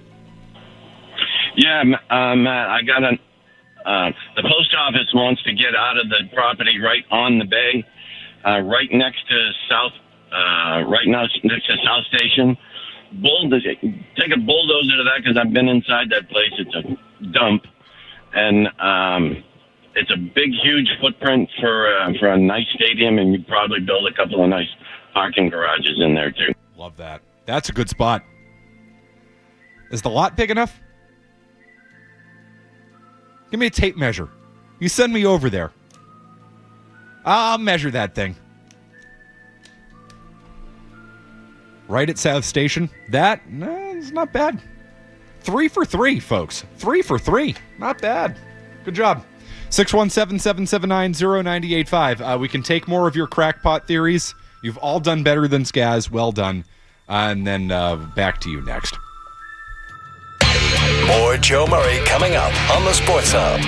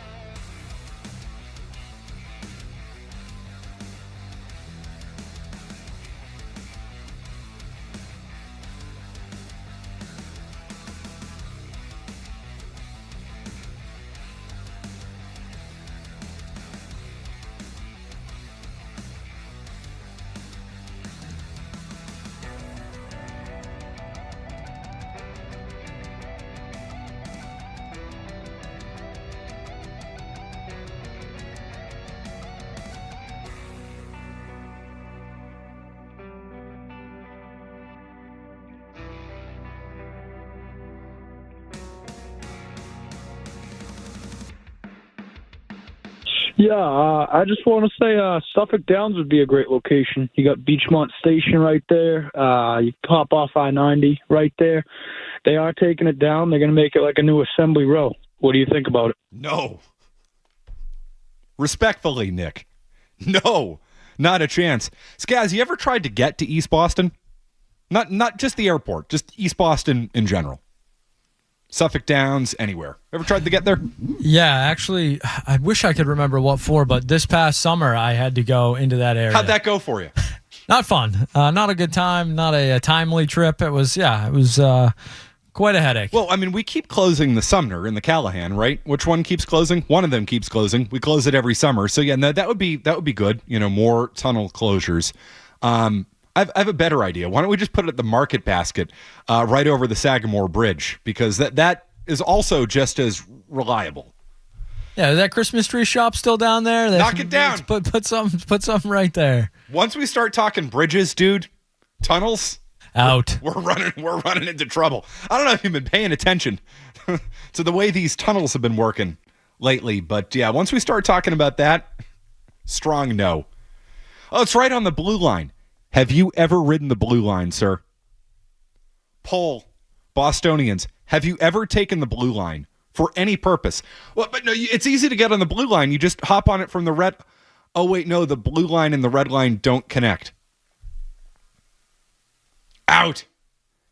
Don't say Wonderland either. Out. Once we start talking 1A, Blue Line, the Callahan, the Sumner, out. Strong out. Fred in the car. Fred. Yeah, and I'm not sure the status of it, but the Alston Rail Yards, the Alston Brighton area, I think there's some land out there. It's before you get into the city. So there's definitely either commuter rail or T or both. Fred, they are redoing the Pike through that section. It's going to be Boston's second big dig, apparently. And they are going to be putting a railroad station out there called West Station. They anticipate it's going to open in the year 2040. Which means if they're saying that now in the year 2025, it's opening in the year 2075. So not a bad idea, but I think the Pike project would not help with that at all. But yes, there is a lot of land, and they're going to straighten the Mass Pike through there, which is a great idea in theory, and I'm sure it's all going to go really smoothly. Of that, I have no doubt. None. Jimmy and Malden. Jimmy. How about the side of the old Wonderland dog track? No. Don't. Wonderland, Suffolk Downs. Don't start talking anything northeast of town. Don't do it. Please, I beg of you. Don't do it. No. Oh, you just take the Callahan and the Sumner. No, good luck. Good luck. Strong out. Please and thank you. Dan and Danvers. Dan. Hey, so private equity is not going to hang around for a new stadium to be built. It's going to take 3 years, so they're going to have to blow up this roster. Anyone thinks you're going to get a stadium built in and around Boston in a timely manner is smoking crack. Dan, I tend to agree with you. There is a long and documented history of stadiums, though, getting done in Boston, such as, or just in Massachusetts in general. Gillette Stadium, publicly financed, right? Wait, no, they had to get that privately financed, which, by the way, I think is good. That it's probably the best decision Robert Kraft ever made was building his own stadium. But, Skaz, you remember when the Patriots were moving to Hartford over all this? Dog and Pony show? Yeah, not great. No, it was all over a stadium. Yeah, let's move this puppy to Hartford. They've been trying to build a Rev Stadium forever. So much so that their son moved to Boston and is running for mayor. So something tells me it's not going to be easy to get a stadium done. I'm right there with you. Jason in Boston, but it's all in honor of the best and cheapest Boston Public Works project ever. Big dig number 2, we put it underneath the public garden and still call it the garden. We dig it out. These are the types of phone calls I'm inviting now. Let's dig it up. Let's dig up the public garden, put it underneath there, and then put the public garden back on top of it. That would disturb Mr. and Mrs. Mallard. They would have to go back over to that island in the Charles, and then you'd have to do that whole dog and pony show all over again. They walk through, and the nice policeman named Michael's going to have to stop them Charles Street and let them cross Starrow Drive and all that. Yeah, we don't want that. Won't you think of Mr. and Mrs. Mallard? Really, Mrs. Mallard. You ever thought about how Mr. Mallard was kind of a deadbeat dad? Guys, please tell me you've read Make Way for Ducklings. It's been a long time. Mr. Mallard, all right, they have eight ducklings. She lays, they're in the public garden. The bicycles are going through. They say, hey, we can't do this here. Not a chance. So they go into the Charles, find an island there, lay the eggs. Jack, cack, lack, mack, whack, whack, pack, and quack all pop out of their eggs. Mr. Mallard says, that's great. I'm gone. I'll see you in a week. Not a great move. Why don't you take care of these kids? What do you think Mr. Mallard was doing for a week? Running around. Nobody talks about that part of the story. Mrs. Mallard has to take those little ducklings across Starrow Drive and down Charles Street. Like, come on. What was he up to? Underreported portion of the story. Just saying. What a bum. Real piece of work, that guy. Steve in Medfield. Hey, Steve. Hey, do you guys get the sense at all that this kind of looks bad on Wick? I mean, he's staying on with the team. It feels like, he obviously didn't have control to sell the team. It was his dad. And now he just really doesn't want to give it up, yet he's the one, always preaching tradition, and he's just basically handing it over to this private equity firm. The guy's from Georgetown, cool, he checks a box, but the whole thing just kind of smells a little bad. I know it's all about the money at the end of the day, but just wanted to get your take on that. Yeah, Steve, there's a lot going on with this that doesn't feel great. 617-779-0985. Quick break, and then we're right back with you. Don't go anywhere. There's more Joe Murray. On the